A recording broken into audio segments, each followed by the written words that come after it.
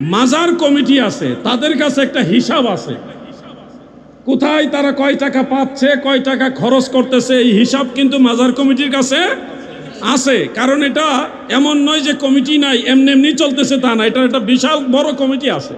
ওই কমিটিতে যারা আছে তাদের মধ্যে আবার প্রশাসনের লোকও আছে, প্রশাসনের লোকেরাও সেই কমিটির সদস্য।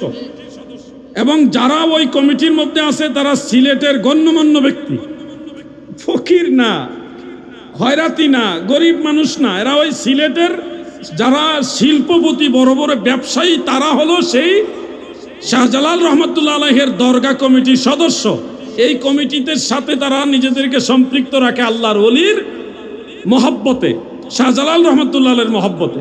এখন নিয়ম হইল এই মাজারের হিসাবের মধ্যে গরমিল হচ্ছে কিনা, কোনো খেয়ানত হচ্ছে কিনা, হিসাবে তসরুফ হচ্ছে কিনা, এটা যদি আপনি ফাইন্ড আউট করতে চান, চিহ্নিত করতে চান, তাহলে প্রথম কাজ হলো কমিটির সাথে বসা এবং কমপক্ষে কয়েক মাসের হিসাব অথবা এক মাসের হিসাব অথবা এক বছরের হিসাব তাদের কাছে আপনি চাইতেন যে লিখিতভাবে আপনারা কমিটির পক্ষ থেকে কত টাকা এই এক বছরে আয় হয়েছে, কত টাকা ব্যয় হয়েছে, হিসাব দেন।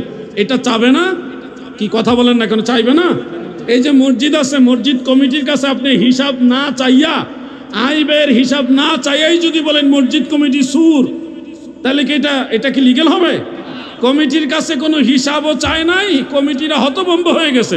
হঠাৎ কইরা বাহিনী লইয়া যায়া ছোট ছোট ব্যাগে টাকা দেখা মাথা আর ঠিক কাজ করে না, বড় বড় স্বাস্থ্যবান বাক্স লয়ে গেছে, সরকারি বাক্স, মোটা মোটা বাক্স নিয়ে থইছে, নিয়া 3 দিনে কালেকশন করে মোটামুটি একটা অ্যামাউন্ট দেখাইছে, 17 লাখ প্লাস, 17 লাখ প্লাস, এর সাথে কিছু গয়নাকাটি দেখায় বলতেছে, হে মাজার ব্যবসায়ীরা সব খেয়ে ফেলতেছে, মাজার ব্যবসায়ীরা 700 বছর ধরে সব লুটপাট করে ফেলছে। আরে তুমি তখনই তাকে খেয়ানতকারী বলতে পারবে, তখনই তুমি তাকে বলতে পারবে লুটপাটকারী, যখন তার কাছে তুমি একটা হিসাব চাইবে, তার হিসাবের সাথে যখন গরমিল প্রমাণিত হবে, তখন না বলবা যে এরা টাকা পয়সা খাইছে।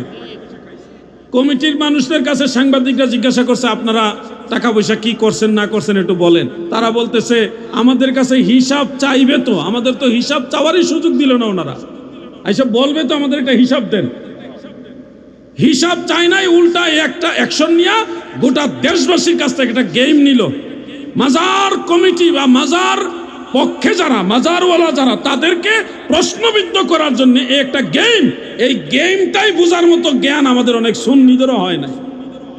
আমরা অনেকে মনে করতেছি ঠিক এরা মনে বহু টাকা মেরে ফেলছে। আরে ভাই, মেরে ফেলছে তখন বলা যাবে যখন হিসাবে গরমিল প্রমাণিত হবে। আপনি তো তার কাছে হিসাবই চান নাই, কিভাবে বুঝলেন এই লোকটা সব খেয়ে ফেলছে? এগুলি হলো কৌশল। সারা দেশে মাজার, পীর মুর্শিদ আউলিয়াদেরকে ছোট করার জন্য, হেন করার জন্য মানুষের ব্রেইনে এই মেসেজটা পৌঁছাইতেছে, মাজার মানা যাবে না, মাজারে যাওয়া যাবে না, মাজারের কাছে টাকা দেওয়া যাবে না, ইত্যাদি ইত্যাদি, এই একটা মেসেজ মানুষের কাছে পৌঁছাই দিল। আচ্ছা আপনারা বলেন, এই যুবক ভাইরা খেয়াল করেন, আমার একটা প্রশ্নের জবাব দেন আপনারা, মাজারে টাকা দেয় কারা, ওয়াহাবিরা না সুন্নিরা? জোরে বলেন, কারা দেয়? সুন্নিরা। কোনোদিন বলছেন যে মাজারের টাকা কি হয় এই হিসাব দেন? কইছেন কোনোদিন আপনারা? আপনাদেরই টেনশন নাই। আমার কথা হলে আমি মাজারে দিছি আল্লাহর ওলির মহব্বতে, আল্লাহ তাআলা সন্তুষ্টির জন্য। এই টাকা খাদেম খাবে, এই মাজারের যারা দায়িত্বশীল আছে তারা খাবে, এই মাজারে যারা গরিব মিসকিন আছে তারা খাবে, এই মাজারের যত প্রতিষ্ঠান আছে সেখানে ব্যয় হবে কমিটির মাধ্যমে। এই নিয়তেই তো আমরা দেই। আমরা তো এমন নিয়তে দেই না যে এই টাকা সরকারে নিয়ে কোন জায়গাত নিব, এই নিয়ত না। আমার নিয়ত হলে মাজারে, এই খানকায় যত প্রতিষ্ঠান আছে, এই মাজারে এই খানকায় যত গরিব মানুষ আছে, মেহমান মুসাফির আছে, তারাই টাকাবে, দোয়া করবে, আল্লাহর ওলিও রুহানিভাবে খুশি হবে। এটা আমাদের মূল মাকসাদ। এখন সুন্নিরা টাকা দেয়, ওয়াহাবিরা কি মাজারের টাকা দেওয়া জায়েজ বলে? যুবক ভাইরা কথার উত্তর দেন না কেন? ওয়াহাবিরা মাজারে টাকা দেওয়া জায়েজ বলে? মাজারে মানত করা ওয়াহাবিরা জায়েজ বলে? তো তারা তো এটা জায়েজই মনে করে না, এখন গেছে টাকার ভাগ লইতে। যেই টাকা হারাম, তাদের দৃষ্টিতে যেই টাকা হারাম, এই হারাম টাকা তারা নিয়ে কি করব? এটা তো হারাম। তাদের ফতোয়া মোতাবেক টাকা কি হারাম। এই হারাম টাকা দিয়া এখন যদি তারা খায়, তাহলে কি খাইলো? হারাম খাইলো না? এখন হারাম টাকা মসজিদে লাগানো জায়েজ আছে? মুরব্বীর আওয়াজ দেন, জায়েজ আছে? হারাম টাকা মাদ্রাসায় লাগানো যাবে? এই হারাম টাকা কি করবো তারা? তাদের ফতোয়া দিয়েই তো টাকা নিতে পারবে না। আমাদের দাবি কি? আমাদের দাবি হলো যদি অস্বচ্ছতা থাকে, থাকতেও পারে, অসম্ভব কিছু নয়, অস্বচ্ছতা থাকতেও পারে, তসররুফ থাকতেও পারে। এক্ষেত্রে আমাদের করণীয় কি? প্রশাসন এবং মাজার কমিটি এবং গণ্যমান্য ব্যক্তি যারা আছে তাদের সবাই মিলে শক্তিশালী একটা কমিটি করবে, যেখানে কোনো দুর্নীতি হবে না, তসররুফ হবে না, কোনো ধরনের অস্বচ্ছতা থাকবে না। সেই স্বচ্ছ একটা কমিটি করে তখন এটা সুন্দর সুষ্ঠুভাবে পরিচালনা করা। এখন মূল উদ্দেশ্য তাদের স্বচ্ছতা প্রমাণ করা নয়, তাদের উদ্দেশ্যই হলো মাজার কমিটি মানে হলো মাজারের টাকা মাইরা খাইতেছে, এটা প্রমাণ করা। মেসেজ দিল যে মাজারের খাদেম এরা খারাপ, মাজারের খাদেম এরা কি খারাপ, ওই মেসেজটা দিল জাতির সামনে। কিন্তু আমরা বুঝি নাই, আমরা মনে হচ্ছে 3 দিন এত টাকা উঠছে, তাহলে 1 মাসে কত উঠছে, 1 বছরে কত উঠছে, আমাদের ব্রেইনে ঢুকাই দিয়েছে টাকা মাইরা খাইতেছে। কিন্তু তারা যে খরচ করছে কিনা, তারাও কি এভাবে উঠাইছে কিনা, এই হিসাবটা তো আমাদের কাছে প্রকাশ করা হলো না। আমার ভাইরা, যুগের চাহিদা অনুযায়ী কথাগুলি বললাম। বহু সমস্যা আমাদের দেশে, ওয়াহাবিরা তাদের টার্গেট নিয়ে আগায় যাইতেছে। আচ্ছা আপনারা বলেন 22,000 কোটি টাকা খুব সামান্য টাকা না? 22 টাকা না, 22,000 কোটি টাকা, 22,000 কোটি টাকা ব্যাংকের থেকে নিয়ে যারা জান্নাতের টিকিট বিক্রি করে ভোট চাইছে, এইটা খুব স্বচ্ছতা, এটা খুব ভালো কাজ, ঠিক কিনা বলেন? ঠিক।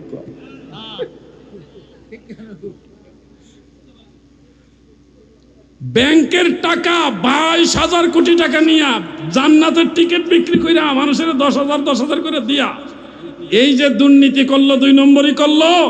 এরা যদি আল্লাহর ওলিদের খানকার দিকে নজর দেয় তাহলে এটা মানায় ভাই? সুরে বিচার করতে গেছে, মানে শিয়ালে বিচার করতে গেছে মুরগির। আল্লাহ তাআলা যেন এই জাতির থেকে গোটা মুসলিম সমাজকে হেফাজত করেন, বলে না আমি। দেহের যেমনি ভাবে কোনো মূল্য নেই, ঈমান ছাড়া মানুষের তেমনি ভাবে কোনো মূল্য নেই। দুনিয়াতে আমরা যারা এসছি, আমরা বনি আদম, কিন্তু আমরা তখনই আল্লাহ তাআলার দরবারে সম্মানিত হব যখন আমরা ঈমানদার হিসেবে গণ্য হব এবং ঈমান নামক এই মহামূল্যবান জিনিস নিয়ে কবর দেশে পাড়ি দিব।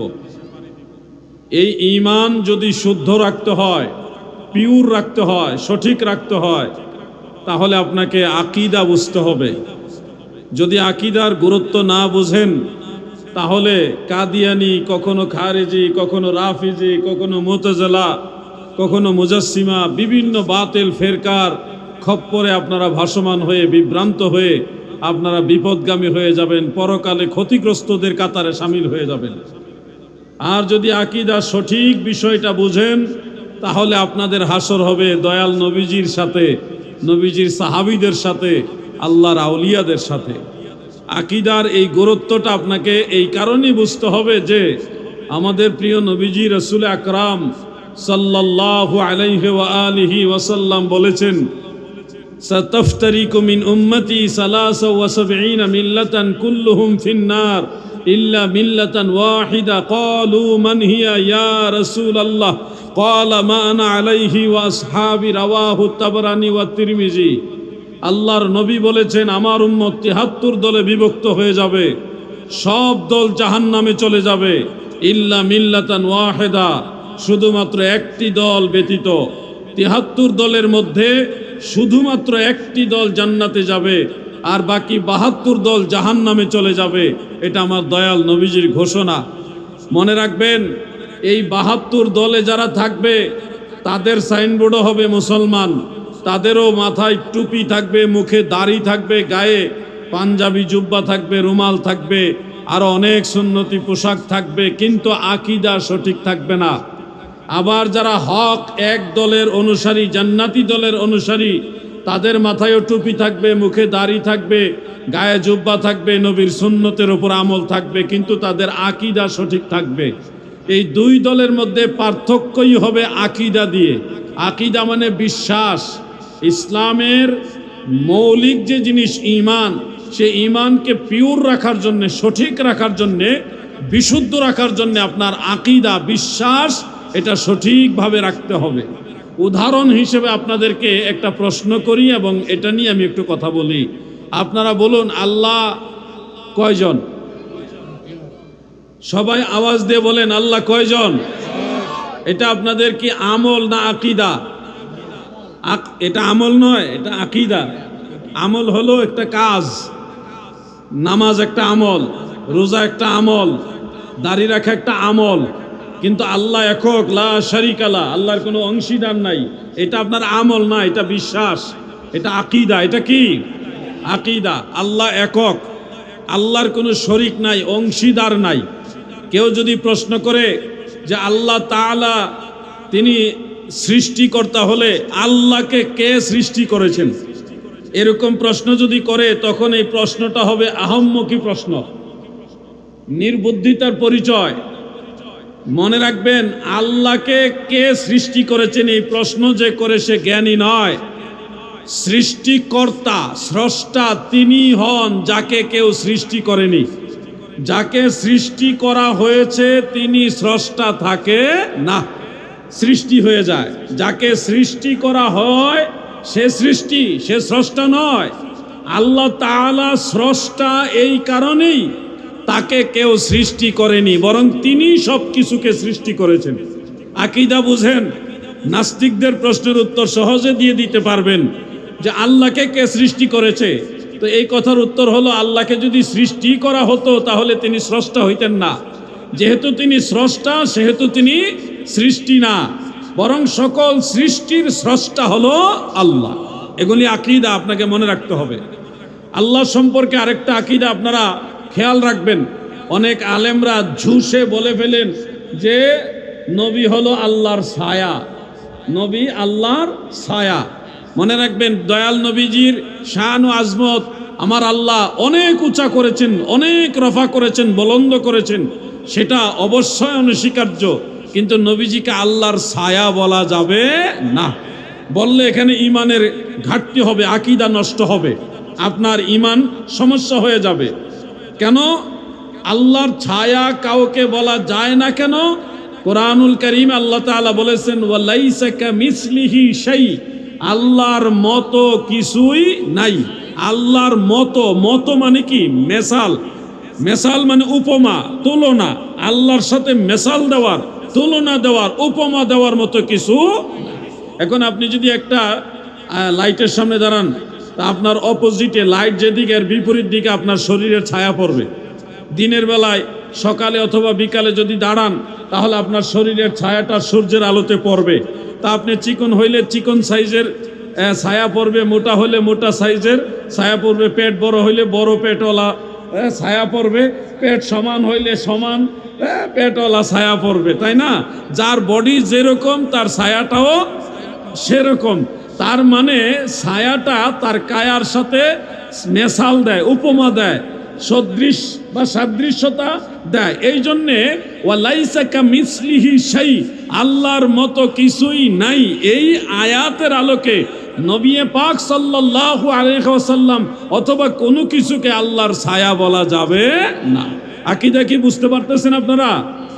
অনেক বড় বড় আলেমরাও এই ভুলগুলি করে গেছে, সেগুলোর সংশোধনী দিয়েছেন হলো হযরতে মুজাদ্দিদ আল ফিসানি রহমাতুল্লাহ আলাই। তিনি এগুলি মাকতুবা শরীফে ধরে ধরে বলছে যে এটা বলা যাবে না, আকীদার সংশোধন করায় দিয়েছে। এই জন্য আমার দাদু ভাইয়েরা গো, এই মতো শব্দ থেকে আরেকটা কথা আমার স্মরণে আসলো। যুবক ভাইয়েরা, তোমাদের এটা জানা দরকার, মতো মানে মেসাল, উপমা, এই বিষয়টা বুঝে আপনারা আরেকটা আকীদা সংশোধন করে নেবেন। আমরা যারা সুন্নি, আমাদের আকীদা এই ব্যাপারে ঠিক আছে। যাদের মধ্যে একটু লড়র ফড়র আছে তারা একটু ঠিক করে নেবেন। যেমন কোরআনুল কারীমের মধ্যে আমার আল্লাহ তাআলা বলেছেন, কুল ইন্নামা আনা বাশারুম মিসলুকুম ইউহা ইলাইয়া আন্নামা ইলাহুকুম ইলাহু ওয়াহিদ। সূরা কাহাফের 110 নম্বর আয়াতের মধ্যে এটা উল্লেখ আছে, এবং সূরা হামিম সাজদার 6 নম্বর আয়াতের মধ্যে একই কথা উল্লেখ। আমার আল্লাহ বলেন, নবী গো, আপনি বলুন আমি তোমাদের মতো মানুষ, আমার কাছে ওহী আসে, আর তোমাদের প্রভু একক আল্লাহ। এই আয়াতের আলোকে আমরা সুন্নি মুসলমানেরা বুঝি একরকম, আর যাদেরকে ওয়াহাবি বলা হয় তারা বুঝে আরেক রকম। মনে রাখবেন, এখানে আল্লাহ তাআলা বলেছেন ইন্নামা আনা বাশারুম মিসলুকুম। হাবিব আপনি বলুন নিশ্চয়ই আমি তোমাদের মতো বাশার, তোমাদের মতো মানুষ। এখানে মেসালের কথা আসছে, মতো মতো উদাহরণ উপমার কথা আসছে। খুব খেয়াল করে শুনবেন যুবক ভাইরা। অনেকে বলেন কোরআন শরীফের ভিতরে আছে নবীজি আমরার মতো, তাহলে আমরা এখনো কোরআন মানবো না? কোরআন মানবে, কিন্তু কোরআন নবী যেইভাবে মানছে ওইভাবে মানতে হবে। তুমি তোমার মতো করে কোরআন মানলে হবে না, কোরআন মানতে হবে আল্লাহর নবী যেইভাবে মেনেছে ওইভাবে, সাহাবাই কেরাম যেভাবে মেনেছে ওইভাবে। কোরআন যার যার মতো ব্যাখ্যা করে মানলে হবে না। যে নবীজি কোরআনের এই আয়াত কিভাবে মানছেন, আল্লাহ তো বলছে নবী আপনি বলেন আমি তোমাদের মতো মানুষ, তো এটা নবীজি কিভাবে মানছেন? যুবক ভাইরা খেয়াল করেন, আমার দয়াল নবীজি মেসালে সুরতে, বাহ্যিক অবয়বে, সাদৃশ্যতায় আমাদের মতো বললেও হাকিকতান দয়াল নবীজি বলেছেন, সহিহ মুসলিমের মধ্যে উল্লেখ, সুনানু আবি দাউদের মধ্যে উল্লেখ, জামিউ তিরমিজির মধ্যে উল্লেখ, সুনানু নাসাইর মধ্যে উল্লেখ, মিশকাতুল মাসাবিহ সেই কিতাবের মধ্যে খতিবে তিবরিজি রহমাতুল্লাহ আলাইহি তিনি উল্লেখ করেছেন। দয়াল নবীজি সাহাবীদেরকে উদ্দেশ্য করে বলতেন, অনেকবার বলেছেন আইয়ুকুম মিসলি, তোমরা কে আসো আমার মতো, মানে আমার মতো তোমরা কেউ নাই। কোন সময় নবীজি বলতেন লাস্তু কাহাদিকুম, আমি তোমাদের কারো মতো নই। কখনো বলতেন লাস্তু কাহাদি মিনকুম, আমি তোমাদের মধ্য হতে কারো মতো নই। তাহলে কোরআনের আয়াতের সঠিক মর্মার্থ নবীজি তুলে ধরছেন এইভাবে যে বাহ্যিক সুরতে, সিফতে, অবয়বে, সাদৃশ্যতায়, মেসালের দিকে আমি তোমাদের মতো হলেও হাকিকতে তোমরা কেউ আমি রসুলের মতো না। কোরআন এবং হাদিস, হাদিস এবং কোরআন দুইটা একসাথে সমন্বয় করতে হবে। আমার দাদু ভাইয়েরা, কিছুদিন আগে একজন বিপদগামী ভাই সোশ্যাল মিডিয়াতে একটা স্ট্যাটাস দিয়েছে। তিনি বলেছেন নবীজি আমাদের মতোই মানুষ, এমনকি তিনি বোঝাইতে গিয়ে বলতেছে আবু জাহেল যেরকম মানুষ আমার নবী ওইরকম মানুষ। নাউজুবিল্লাহ বলেন। আবু জাহেলের সাথে আমার নবীজিকে নিয়ে তুলনা দিছে। আমার মনে হয় এই লোকটা এই জমানার আবু জাহেল, এই লোকটা এই জমানার আবু জাহেল। সে আর কোনো লোক পাইল না। দৃষ্টিভঙ্গি দেখেন, তার দৃষ্টি হলো আবু জাহেলের দিকে। আর আমার নবীজির ব্যাপারটা তো তুলনাই দেওয়া যাবে না। কোন নবী, কোন রসুল, হযরত আদম থেকে হযরত ঈসা পর্যন্ত কোন নবীও আমাদের নবীর মতো। রাসূল তোমারই কারণে বিশাল ভুবনে মহান আল্লাহ তাআলার পরিচয়, রাসূল আল্লাহ তাআলার পরিচয়। যুবক ভাইয়ের আমার, আনা বাশারুম মিসলুকুমের ব্যাখ্যা করেছেন আমার নবীজির আদরের সাহাবী সম্পর্কে আমার নবীজির আপন চাচাতো ভাই হযরত আব্দুল্লাহ ইবনে আব্বাস রাদিয়াল্লাহু তাআলা আনহুমা, নবীজির আপন চাচাতো ভাই, চাচাতো ভাই এবং নবীজির সাহাবী। কেমন সাহাবী? অন্যান্য সাহাবীদের চেয়ে ওনার আলাদা একটা মর্যাদা আছে, ওটাকে বলা হয় রইসুল মুফাসসিরিন। তিনি সাহাবীদের মধ্যে যারা মুফাসসির, তাফসীর করতেন, তাদের মধ্যে উনি সবার সেরা। মারহাবা বলেন। হযরত আব্দুল্লাহ ইবনে আব্বাস রাদিয়াল্লাহু তাআলা আনহুমা তিনি বলেছেন আনা বাশারুম মিসলুকুমের ব্যাখ্যায়, যেটা তাফসীরে কবীরের মধ্যে ইমাম ফখরুদ্দিন রাজি রহমাতুল্লাহ আলাইহি উল্লেখ করেছেন, তাফসীরে খাজেনের মধ্যে মুফাসসির আল্লাম রহমাতুল্লাহ আলাইহি উল্লেখ করেছেন, তাফসীরে বগবীর মধ্যে ইমাম মহিউদ্দিন বগবী রহমাতুল্লাহ আলাইহি উল্লেখ করেছেন। হযরত ইবনে আব্বাস বলেন আনা বাশারুম মিসলুকুম, আমি তোমাদের মতোই মানুষ। এটার মূল উদ্দেশ্য হলো লিতাওয়াদু, নবীজি বিনয় প্রকাশ করার জন্য আল্লাহ তাআলা এটা বলেছেন। মূলত আমাদের মতোই বোঝানোর জন্যে না, বিনয় প্রকাশ করা। যেমন হযরত আদম নবী দোয়া করেছেন রব্বানা যালামনা আনফুসানা ওয়া ইন লাম তাগফির লানা। এখানে দোয়ার ভিতরে খেয়াল করেন, তিনি বলছেন রব্বানা, ওগো আমাদের রব, যালামনা, আমরা জুলুম করেছি। আমরা কি করেছি? জুলুম করেছি। আপনি যদি আমাদের রহম না করেন, ক্ষমা না করেন, আমরা ক্ষতিগ্রস্তদের অন্তর্ভুক্ত হয়ে যাব। লানাকুনান্না মিনাল খাসিরিন। খাসিরিন মানে ক্ষতিগ্রস্ত। হযরত ইউনূস নবী দোয়া করতেছে, লা ইলাহা ইল্লা আনতা সুবহানাকা ইন্নী কুনতু মিনাজ জালিমিন। ও আল্লাহ, আপনি ছাড়া কোনো ইলাহ নাই, উপাস্য নাই, আপনারই সুমহান মর্যাদা। ইন্নী কুনতু মিনাজ জালিমিন, আমি জালিমদের অন্তর্ভুক্ত হয়ে গেছি। এখন দেখেন, কোরআনের বাহ্যিক অনুবাদ দিয়ে যদি আপনি ফয়সালা দেন, তাহলে হযরত ইউনূস আলাইহিস সালাম, হযরত আদম আলাইহিস সালাম, ওনাদেরকে কি জালিম বলতে পারবেন? কোনো সুযোগ আছে? আল্লাহর কোনো নবীকে যদি জালিম বলেন, তাহলে আপনার ঈমানই থাকবে না, আপনার আকীদা নষ্ট হয়ে যাবে। অথচ কোরআনের আয়াতে স্পষ্ট আছে, রব্বানা যালামনা, আল্লাহ আমরা জুলুম করছি, ইন্নী কুনতু মিনাজ জালিমিন, আমি জালিমদের অন্তর্ভুক্ত হয়ে গেছি। একেবারে স্পষ্ট শব্দ, তারপরেও এখানে জালিম বলা যাবে না। এটা হযরত আদম নবীর মুখে মানায়, হযরত ইউনূস নবীর মুখে বললে এটা মানায়, কিন্তু আমি আপনি যদি ওনাকে বলি এটা মানাবে না। দাদুরে,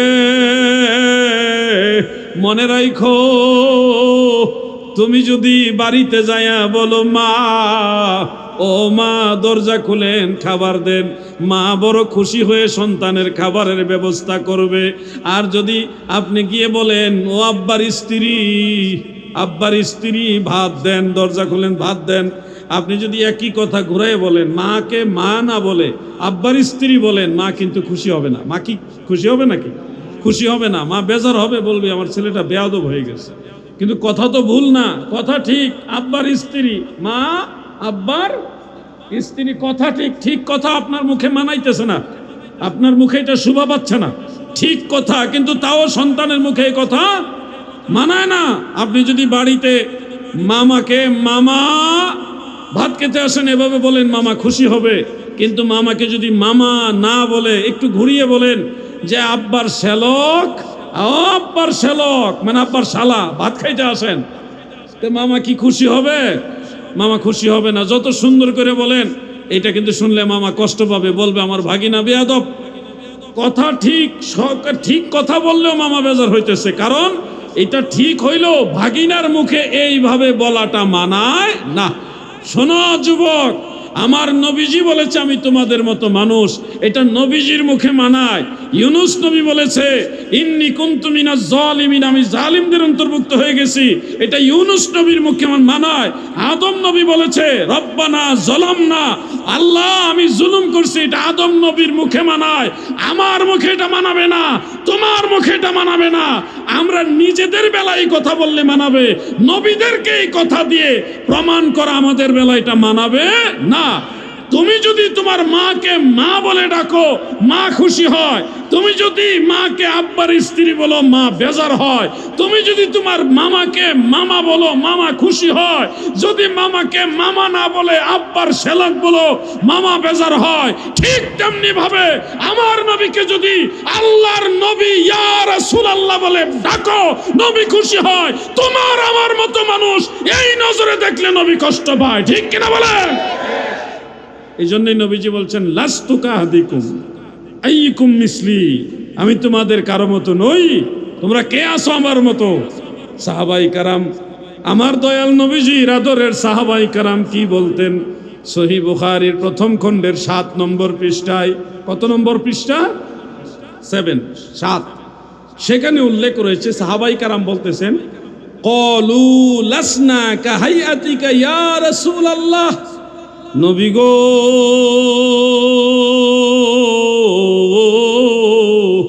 আমরা কোন সাহাবী আপনি রসুলের মতো না। সুবহানাল্লাহ। সাহাবাই কেরাম বলতেছে নবীজি আমাদের মতো না। 1400 বছর পরে কেমন উম্মত হয়েছে সে নবীজিকে আমাদের মতো তো বলেই, আবু জাহেলের মতো, নাউজুবিল্লাহ। আবু জাহেলের সাথে নিয়ে তুলনায় কত ভয়ঙ্কর উম্মতেরা, কত ভয়ঙ্কর উম্মতেরা, কত বিপদগ্রস্ত উম্মতেরা। তাদেরও অনুসারী আছে, তাদেরও অনুসারী এই দেশে আছে, ফলোয়ার্স আছে। যুবকরা তোমরা শোনো ভাই, যারা নবীজিকে আবু জাহেলের মতো মানুষ বলে তাদেরও ফলোয়ার্স এই দেশে আছে। খোঁজ নিয়ে দেখবেন আমার চেয়ে ফলোয়ার্স তাদের বেশি, কারণ শয়তানের ষড়যন্ত্র তাদের সাথে বেশি কাজ করে। আমরা যতই হক কথা বলি, হকের মেসেজটা মাথা পর্যন্ত পৌঁছে না, কিন্তু ওই ভেজাল কথাগুলি শয়তান পৌঁছায় দেয় কানের ভিতরে, যে দেখ এইটা বড় শায়েক, এটা কি শায়েক, বড় শায়েক, এটার ধর, এটার ফলো কর। আমাদের যুবকরা কিন্তু ওইদিকে দৌড়ায়। আজকে এই মাহফিলে আসার আগে একটা বক্তব্য শুনলাম, আমাদের একজন আলেম, উনি কওমি অঙ্গনের বড় আলেম, তিনি বলতেছে আপনারা শুধু দুইজনরে নিয়ে ফালাফালি করেন, ইমাম হাসান ইমাম হুসাইন, এই দুইজনকে নিয়ে ফালাফালি করেন, নবীজির তো আরো কয়েকজন নাতি আছে, তাদের ব্যাপারে আলোচনা করেন না কেন? এই যে কথার তো একটা সৌন্দর্য আছে, যে নবীজির আরো কয়েকজন নাতি আছে, ওনাদের নাম এই এই এই, আপনারা তাদের ব্যাপারে আলোচনা করবেন, এতে করে দয়াল নবীজি খুশি হবে।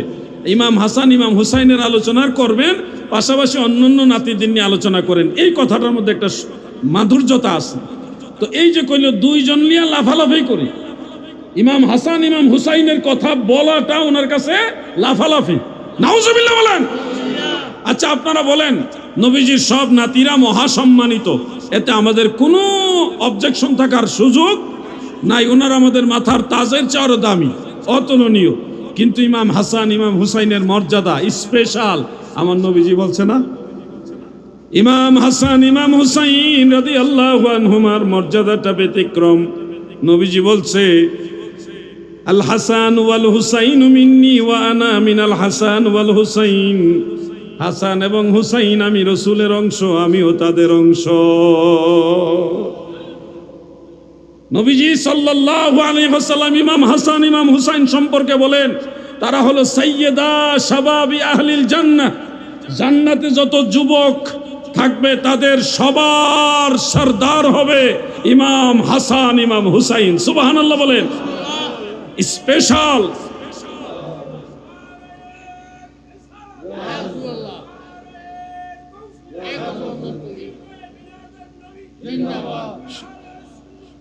শুহাদায়ে কারবালা, আমার দয়াল নবীজির স্পেশাল এই দুইজন নাতির মর্যাদা নবীজি নিজে বয়ান করেছেন, যার কারণে কিন্তু আমরা এটা আলাদা গুরুত্ব দেই।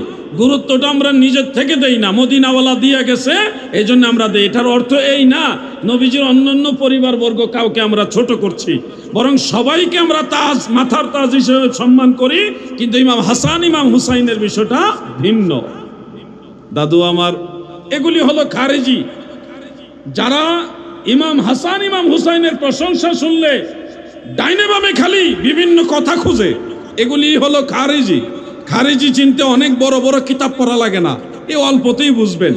আপনারা আমাকে একটা জিনিস সহযোগিতা করুন, ইমাম হাসান ইমাম হুসাইন রাদিয়াল্লাহু তাআলা আনহুমা এই দুইজন জান্নাতে থাকলে সর্দার হিসেবে থাকবেন। এখন যারা এই দুইজনের প্রশংসা পছন্দ করে না, তারা তাইলে জান্নাতে সর্দার হিসেবে কাদেরকে মানবে? আরেকজন শিয়া মৌলবী বলতেছে জান্নাতে ইমাম হাসান এবং ইমাম হুসাইন হলো সর্দার, কিন্তু হযরত আবু বকর সিদ্দিক, হযরত উমর ফারুক রাদিয়াল্লাহু আনহুমা, ওনাদেরকে বৃদ্ধদের সর্দার বলা হয়েছে হাদিসে। এটা নাকি জাল হাদিস, উমাইয়াদের বানানো হাদিস। উনি যুক্তি দিলেন কি, জান্নাতে কোনো বৃদ্ধ লোক থাকবে না, সব জওয়ান হবে। যেহেতু জান্নাতে সব জওয়ান, তাহলে সবার সর্দার ইমাম হাসান ইমাম হুসাইন। যুক্তিটা শুনলে আপনারা প্রাথমিকভাবে ভাববেন যে এটা ঠিক, ওই হাদিসটা ভুল, অথচ ওইটাও সিহাসিত্তার হাদিস, যে বৃদ্ধদের সর্দার হবে হযরত আবু বকর সিদ্দিক, হযরত উমর ফারুক, ওনারা হবে বৃদ্ধদের সর্দার, আর যুবকদের সর্দার হবে ইমাম হাসান ইমাম হুসাইনি। দুই হাদিসের সমন্বয় কি? শিয়ারা তো ওইদিকে ঘুরাই দেয়। এবার সঠিক ব্যাখ্যাটা আপনারা শুনুন, সঠিক জিনিসটা জানার দরকার আছে কিনা। কারণ হলো দয়াল নবীজি একবার বলছিলেন জান্নাতে কোনো বৃদ্ধ লোক জান্নাতে যাবে না, বা জান্নাতে কোনো বৃদ্ধ লোক থাকবে না। এখন যারা সাহাবীদের মধ্যে বৃদ্ধ বয়োজ্যেষ্ঠ, তারা চিন্তা করে গেলেন, বললেন ইয়া রাসূলুল্লাহ, তাহলে আমরা কি জান্নাতে যেতে পারবো না? আমরা তো বয়োজ্যেষ্ঠ, মুরব্বী হয়ে গেছি, বৃদ্ধ হয়ে গেছি। দয়াল নবীজি মুস্কি হাসি মুবারক দিয়ে বলছে, তোমরা যখন জান্নাতে থাকবে তখন বৃদ্ধ রূপে থাকবে না, নওজওয়ান হিসেবে থাকবে। সুবহানাল্লাহ। এটা দিয়েও শিয়া যারা তারা একটা আবার ব্যাখ্যা দেয় যে দেখেন জান্নাতে কোনো বৃদ্ধ লোক থাকবে না, সব জওয়ান থাকবে, অতএব হযরত আবু বকর সিদ্দিক, হযরত উমর বৃদ্ধদের সর্দার, এই কথা সঠিক না। এটাও একটা যুক্তি তাদের। মনে রাখবেন কথাগুলো ভাই। জান্নাতে যুবকদের সর্দার হবে ইমাম হাসান, ইমাম হুসাইন, এটা সঠিক, সত্য। কিন্তু মনে রাখবেন কোন দৃষ্টিতে? যুবক বয়সে যারা দুনিয়া থেকে ইন্তেকাল হয়েছে তাদের সর্দার হবে ইমাম হাসান, ইমাম হুসাইন। আর বৃদ্ধ বয়সে দুনিয়া থেকে যারা ইন্তেকাল হয় তারা জান্নাতে যুবক বয়সের মতোই প্রবেশ করবে, কিন্তু তাদের সর্দার হবে হযরত আবু বকর সিদ্দিক, হযরত উমর ফারুক। এখানে ক্লাসিফিকেশনটা করা হবে।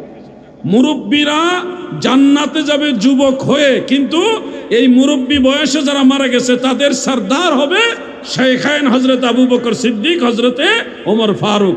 আর যুবক বয়সে যারা ইন্তেকাল করেন, মারা যান, তাদের সর্দার হবে ইমাম হাসান, ইমাম হুসাইন। এই জন্যে ইমাম হাসান এবং ইমাম হুসাইনের কথাটা যখন নবীজি বলেছেন, স্পেশাল যুবক শব্দটা সংযুক্ত করে দিয়েছেন, সাইয়্যিদা শাবাবি আহলিল জান্নাহ। শাবাব মানে যুবক, শাবাব মানে কি?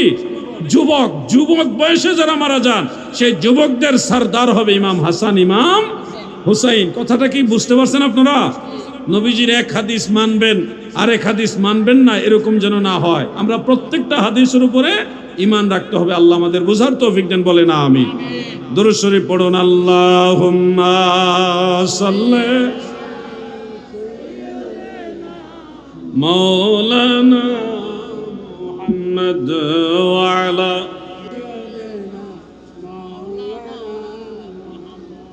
প্রিয় ভাই আমার, আমি যেই বিষয়টা আপনাদের বোঝাতে চাচ্ছি, আমার নবীজি তিনি মানুষ, কিন্তু আমাদের মতো না। তিনি বেমেসাল, বেনজির, বেনেওয়াজ। সৃষ্টি জগতে আমার আল্লাহ নবীজিকে কারো মহতাজ বানায় নাই।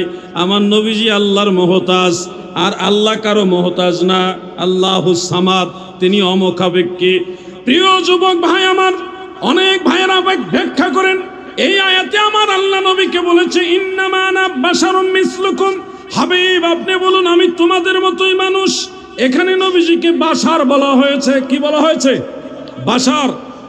ওয়াহাবি যাদেরকে বলা হয় তারাই বাশারের অর্থ করে যে নবীজি মাটির তৈরি মানুষ। বাশারের অর্থ কি করে? মাটির তৈরি। বাশার মানে কি বলে? মাটির তৈরি। কিন্তু বাশার মানে মাটির তৈরি নয়। মনে রাখবেন এই কথাগুলো। বাশার মানেই মাটির তৈরি নয়। বাশার কুরআনুল কারীমের আয়াত অনুযায়ী তিন রকম হয়। মাটির তৈরি হয়, পানির তৈরি হয়, এমনকি নুতফার তৈরিও, এই হাড় হাড্ডি দিয়ে তৈরি, ওটাকেও বাশার বলা হয়। টোটালি কোরআন এবং হাদিস টোটালি 5 ভাগে বাশার আছে। কয় ভাগে? 5 ভাগে। 1 নম্বরে খেয়াল রাখেন, হযরত আদম আলাইহিস সালাম তিনি বাশার, বরং তিনি আবুল বাশার, সব বাশারের বাবা, সব বাশারের বাবা। তিনাকে আল্লাহ তাআলা মাটি থেকে সৃষ্টি করেছেন। খালাকাহু মিন তুরাবিন। আল্লাহ তাআলা হযরত আদমকে মাটি থেকে সৃষ্টি করেছেন। তাহলে এক বাশার পাইলাম মাটির তৈরি। এক বাশার কিসের তৈরি? ঘুমাই রয়েছেন নাকি আপনারা? মাটির তৈরি পাইলাম এক বাশার। এবার আরেক বাশার দেখেন, ওটা মাটির তৈরি না, ওই বাশার হলো পানির তৈরি। কিসের তৈরি? পানির তৈরি। সেই বাশারের কথা আছে সূরা ফুরকানের মধ্যে। আল্লাহ তাআলা সেখানে বলেন ওয়া হুয়াল্লাযী খালাকা মিনাল মাই বাশারা, ওয়া হুয়াল্লাযী খালাকা মিনাল মাই বাশারা ইলা আখিরিল আয়া। এখানে আল্লাহ তাআলা বলেছেন তিনি সেই সত্তা, তিনি সেই মহান আল্লাহ যিনি পানি থেকে বাশার সৃষ্টি করেছেন। তাহলে আরেক বাশার হলো পানির তৈরি, এক বাশার হলো মাটির তৈরি, আরেক বাশার কিসের তৈরি? পানির তৈরি। আবার খেয়াল করেন 3 নম্বর বাশার, আমি 5টা বাশারের ব্যাখ্যা দিচ্ছি। 3 নম্বর বাশার হযরতে মারিয়াম আলাইহাস সালাম। তিনি ছিলেন কুমারী, তিনার বিবাহ শাদী হয়নি। ওই অবস্থাতে আল্লাহ তাআলা তিনাকে গর্ভে হযরতে ঈসা আলাইহিস সালামকে পাঠিয়েছেন। এটা একটা ব্যতিক্রম ধর্মী আল্লাহর কুদরতের নিদর্শন। কিভাবে হলো এই ঘটনা? হযরতে মারিয়াম আলাইহাস সালাম তিনি যে ঘরে থাকতেন সেই ঘর আমি দেখে আসছি ফিলিস্তিনে মসজিদুল আকসার কাছেই। ওই ঘরে হজরতে জিবরিল আমিন আলাইহিস সালাম আসলেন, এসে হজরতে মারিয়ামকে সালাম কালাম দিয়ে বললেন, আল্লাহ তাআলা বলেছে যে তোমার গর্ভে সন্তান জন্ম নিবে। হজরতে মারিয়াম বললেন, আমাকে তো কোনো পুরুষ লোক স্পর্শ করেনি, তাহলে এটা কিভাবে হবে? জিবরিল আমিন বললেন, আল্লাহ চায় এই কারণে হবে। সুবহানাল্লাহ বলেন। ওই সময় জিবরিল আমিন হজরতে মারিয়াম আলাইহিস সালামের সামনে এসেছিলেন মানব রূপে, বাশারান সাবিয়্যা। বাশারান সাবিয়্যা মানে পরিপূর্ণ মানব রূপে এসেছিলেন উনি। তাহলে এখানে আরেক বাশার পাইলাম, যাকে জিবরিল আমিনকে মিন করে বাশার বলা হয়েছে। তো জিবরিল আমিন তিনি তো মাটির তৈরিও না, পানির তৈরিও না। জিবরিল আমিন হলো নূরের তৈরি। জিবরিল আমিন কিসের তৈরি? নূরের তৈরি। তাহলে নূরের তৈরি হযরতে জিবরিল আমিন আলাইহিস সালামকে আল্লাহ বাশার বললেন। সূরা মারিয়ামের মধ্যে এটা আছে। তো এখন বাশার পাইলাম তিন রকম, এক বাশার মাটির তৈরি, আরেক বাশার পানির তৈরি। আমার সাথে একটু রিয়াকশন দিবেন আপনারা। 3 নম্বরে আরেক বাশার পাইলাম নূরের তৈরি। 3 নম্বরে আরেক বাশার কি পাইলাম? নূরের তৈরি। এবার 4 নম্বরে শুনেন, 5টা বাশারের কথা বলবো বলেছিলাম। 4 নম্বরে হলো হযরতে আদম আলাইহিস সালামের স্ত্রী, আমাদের আদি মাতা হযরতে হাওয়া আলাইহাস সালাম। তিনি মাটির তৈরিও নন, তিনার মাও নাই বাবাও নাই, এই জন্য উনি পানির তৈরি বা নুতফার তৈরি হওয়ারও সুযোগ নেই। তিনাকে আল্লাহ তাআলা নূর দিয়েও বানাননি, তিনাকে বানিয়েছেন, সৃষ্টি করেছেন আল্লাহ হযরতে আদমের বাম পাজরের নরম হাড্ডি দিয়ে, যেটা সহিহ বুখারীর মধ্যে পরিষ্কার উল্লেখ আছে। এবার আমরা 4 নম্বর মানুষ বা বাশার পাইলাম হাড্ডির তৈরি। কিসের তৈরি? হাড্ডির তৈরি। আল্লাহ পারে কিনা? যুবক ভাইরা বলেন, আল্লাহ পারে কিনা? দেখেন আল্লাহ কত কিছু পারে। 4 নম্বরে পাইলাম মানুষ হাড্ডির তৈরি, হাড়ের তৈরি, হাড়। এই 4টা গেল। এবার 5 নম্বরে শুনেন, আমার নবীও বাশার। ইন্নামা আনা বাশারুম মিসলুকুম। নবী গো, আপনি বলুন আমি তোমাদের মতোই মানুষ। এই বাশার দ্বারা কি বোঝানো হয়েছে? একজন বক্তা আছে, রকেট বক্তা, আপনারা নিশ্চয় ওনার নাম শুনেছেন। জীবনে বহু মিথ্যাবাদী বক্তা দেখেছি, রকেট হুজুরের মতো এত বড় মিথ্যাবাদী আমি জীবনে কাউকে দেখি নাই। রকেট হুজুর চিনছেননি? ওরে রকেট দিয়া মাহফিলে যায়, হেলিকপ্টার বলে পছন্দ হয় না, রকেট দিয়া বলে মাহফিলে যায়। কত বড় আন্তর্জাতিক মিথ্যাবাদী রকেট হুজুর। চিনছেন না আপনারা? রকেট হুজুরে চিনছেন না? আরে 1990 সাল, এখন চিনছেননি? ভাড়া কইরা নিত, বহু টাকা পাইতো। 90 সালের ঘটনা। হ্যাঁ, অক্সফোর্ডের শিক্ষক। চিনছেননি না? আরো চিনান লাগবে। এই যে গতকাল বেচারা অনেকবার স্বপ্ন দেখছে আরেকজন বক্তারে, সারাদিন বলে স্বপ্নে দেখছে, তে নামাজ পড়ছে না, জোহর আসর মাগরিব। তো সারাদিনে ঘুমাইও যদি আরেক বক্তারে স্বপ্নে দেখে, এ নামাজ পড়লো কোন সময়, খাইলো কোন সময়? ঘুমাই সারাদিন বলে এক বক্তারে স্বপ্নে দেখছে। কি অসুস্থ মানুষ! এই লোকে একটা বক্তব্য দিয়েছে মানুষকে ধোঁকা দেওয়ার জন্য। কোরআন দিয়ে মানুষকে ধোঁকা দেয়, তারা কোরআন দেখিয়ে মানুষকে ধোঁকা দেয়। ইউদিল্লু বিহি কাসীরা ওয়া ইয়াহদি বিহি কাসীরা। কোরআন দিয়ে বহু মানুষ গুমরাহ হবে, কোরআন দিয়ে বহু মানুষ হেদায়েতের পথ পাবে। আমি বোঝানোর জন্য বলছি, কোরআনুল কারীমে মহান আল্লাহ তাআলা বলেছেন, কুল ইন্নামা আনা বাশারুম মিসলুকুম। নবী গো, আপনি বলুন আমি তোমাদের মতো বাশার। এই যে নবীজিকে আল্লাহ বাশার বলেছেন, এই বাশার নিয়ে জোড়া লাগাইছে আরেক আয়াতের সাথে। সেই আয়াতের মধ্যে সূরা সোয়াদের মধ্যে আমার আল্লাহ বলেছেন, ইন্নী খালিকুম বাশারাম মিন তিন। নিশ্চয়ই আমি বাশার বানাইছি মাটি থেকে। যেহেতু বাশার বানাইছে আমার আল্লাহ মাটি থেকে, আর আমার নবীও বাশার, সুতরাং 2 আয়াত জোড়া লাগাইয়া উনি প্রমাণ করছে নবী মাটির তৈরি বাশার। আমরা যুবকরা কয় ঠিক, বুঝছেন নি? আমি এবার ভেজালটা ভাঙিয়ে দিই আপনাদের, কোন জায়গায় ভেজালটা লাগাইছে। এই 90 সালের বক্তা মারাত্মক।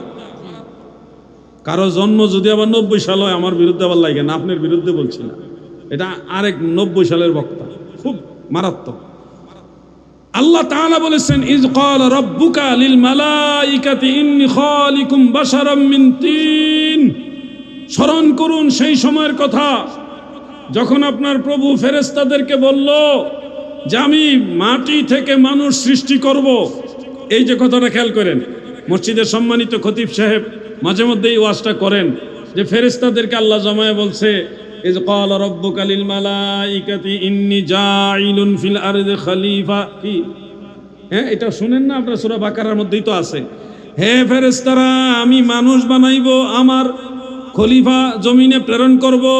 ফেরেশতারা কইল, আল্লাহ আপনার তসবিহ তাহলিলের জন্য আমরাই যথেষ্ট, মানুষ বানাইবার দরকার না, এরা জমিনে রক্তপাত ঘটাবে, ফেসাদ সৃষ্টি করবে।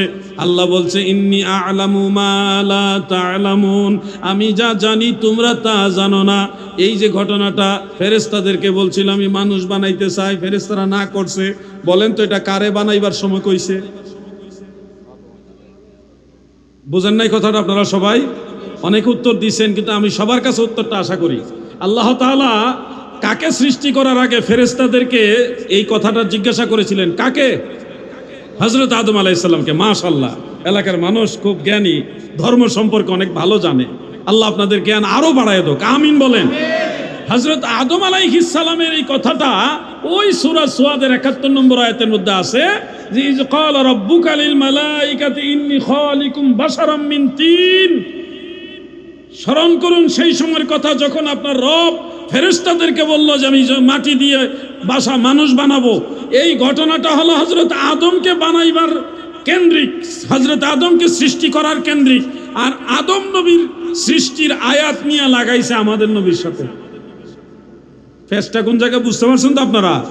যে আয়াতে বলেছে মানুষ বানাবো, বাসার সৃষ্টি করব মাটি থেকে, এই আয়াতে মূলত আমাদের নবীজির কথা বলা হয়নি। এখানে বলা হয়েছে হযরত আদম নবীকে মাটি থেকে বানাবে, ওই কথা যেটা অন্য আয়াতে আল্লাহ সরাসরি বলেছেন খলাকাহু মিন তুরাবিন, আমি মানুষ, আমি তাকে হযরত আদমকে সৃষ্টি করব মাটি থেকে। এই আদম নবীর আয়াত নিয়ে জোড়া লাগাইছে এইখানে। সমস্যাটা কোন জায়গায় লাগাইছে? কারণ আমাদের সাধারণ যুবক যারা আছে, জেনারেল শিক্ষিত, তারা তো আর এত পেজ বুঝে না। তারা বুঝে কোরআনের আয়াতে আছে মানুষ আল্লাহ বানাইছে মাটি দিয়া, নবীজিও তো মানুষ, তাহলে মানুষ মাটির তৈরি। কিন্তু মানুষ সব মাটির তৈরি না, মানুষ সর্বমোট 5 ভাবে তৈরি। মানুষ সর্বমোট কয় ভাবে তৈরি? 5 ভাবে। এর মধ্যে আমি দেখি আপনাদের স্মরণ শক্তি কিরকম আছে। প্রথমত মানুষ কিসের তৈরি বলছিলাম? মাটি। বলেন প্রথমটা কি? তিনি কে? হযরত আদম আলাইহিস সালাম। দ্বিতীয়ত মানুষ কিসের তৈরি বলছিলাম? পানির তৈরি। এই মানুষ পানির তৈরি মানে আমরা যার যার পিতামাতার শুক্রাণু ডিম্বাণু থেকে তৈরি। এটা অন্যান্য আয়াত আরো টোটাল 12টা আয়াতের মধ্যে আল্লাহ তাআলা বলেছেন যে ইন্না খলাকনাল ইনসানা মিন নুতফাতিন, বিভিন্ন আলফাজে বিভিন্ন আয়াতের মধ্যে এটা আছে। হ্যাঁ, আওয়ালাম ইয়ারাল ইনসানু আন্না খলাকনাহু মিন নুতফাতিন ফাইজা হুয়া খাসীমুম মুবিন, বিভিন্ন আয়াত আছে বিভিন্নভাবে। যে মানুষকে আল্লাহ বানাইছে, বাশার বানাইছে আল্লাহ তাআলা পানি থেকে, এটা হলো আমরা। 3 নম্বরে মানুষ কিসের তৈরি বলছিলাম? নূরের। 3 নম্বরটা নূরের বলছিলাম না? নূরের যে বাশার কোরআনের মধ্যে বলা হয়েছে এটাকে হযরত জিবরিলের কথা ভুলে গেছেন নাকি আপনারা যুবক ভাইরা? ওয়াজ রিভিশন দিতে হবে, ওয়াজ করে গেলে হবে না, এটা মনে থাকতে হবে। 3 নম্বর গেল। আবার 4 নম্বরে বলছিলাম মানুষ কিসের তৈরি? হাড়, হাড়ের তৈরি। হাড় মানে এই যে এই হাড়, এটা থেকে তৈরি। তিনি কে? হযরতে হাওয়া আলাইহিস সালাম। তাহলে 4 জাতের মানুষ পাইলাম, তারা 4 ভাবে 4 রকমের সৃষ্টি। এবার 5 নম্বর বাশার, আমার নবী বাশার। আমার নবীজি কি? বাশার। কিন্তু নবীজি কখন থেকে বাশার জানেন? হযরত আদম আলাইহিস সালাম যখন সৃষ্টি হয়নি, মা হাওয়া আলাইহিস সালাম তো সৃষ্টি হয়নি, হযরত আদমও সৃষ্টি হয়নি।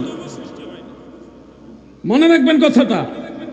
হযরত আদম আলাইহিস সালামও সৃষ্টি হয়নি, মা হাওয়া আলাইহিস সালামও সৃষ্টি হয়নি, মারিয়াম আলাইহিস সালামও সৃষ্টি হয়নি, দুনিয়াতে কোনো মানুষই সৃষ্টি হয়নি। তখন সম্পর্কে বলা হচ্ছে, ওই সম্পর্কে নবীজি বলছেন আন আবি হুরায়রা রাদিয়াল্লাহু তাআলা আনহু ক্বালা قال رسول الله صلى الله عليه وسلم كنت أول الناس في الخلق وآخرهم في البعث। ইমাম ইবনু আদি রহমাতুল্লাহ আলাইহির আল কামিল ফি দুআফাইর রিজাল সেই কিতাবের মধ্যে বিশুদ্ধ সনদে হাদিসটা উল্লেখ করেন।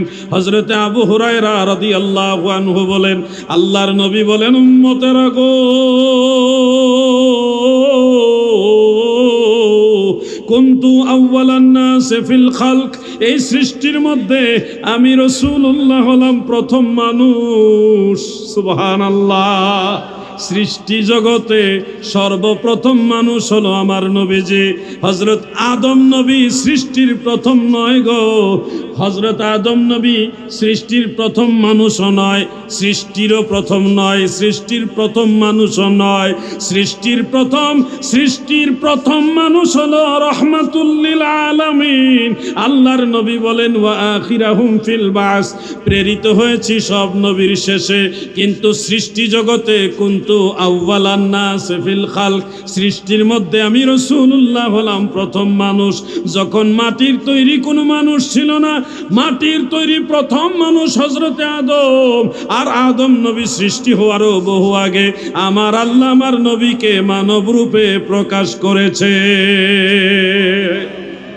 এবার প্রশ্ন হলো, নবীজি হযরতে আদমের আগে মানব রূপে প্রকাশ হয়েছেন, এই মানব রূপটা কি দিয়ে আল্লাহ সৃষ্টি করেছেন? এটা আকীদার বিষয়, মনে রাখবেন, এটা বিশ্বাসজনিত বিষয়। আপনাকে এটা বিশ্বাস রাখতে হবে নবীজি সম্পর্কে। ফেরেশতা নূরের তৈরি, এটাও বিশ্বাস করতে হয়। তা নবীজি নূরের তৈরি, এটা বিশ্বাস করা, ওটাও একটা বিশ্বাসের সাথে জড়িত। মনে রাখবেন দাদু আমার নবীজি যখন মানব রূপে প্রকাশ হন, তখন কিসের থেকে আল্লাহ তাআলা নবীকে কি দিয়ে মানব রূপে প্রকাশ করেছেন, এই বিষয়টা ক্লিয়ারলি আপনারা জানবেন। আমার লেখা একটা বই আছে, বইটার নাম নূরে মুজাসসাম। সেই বইয়ের মধ্যে আমি ডিটেলস এই ব্যাপারে আলোচনা করেছি।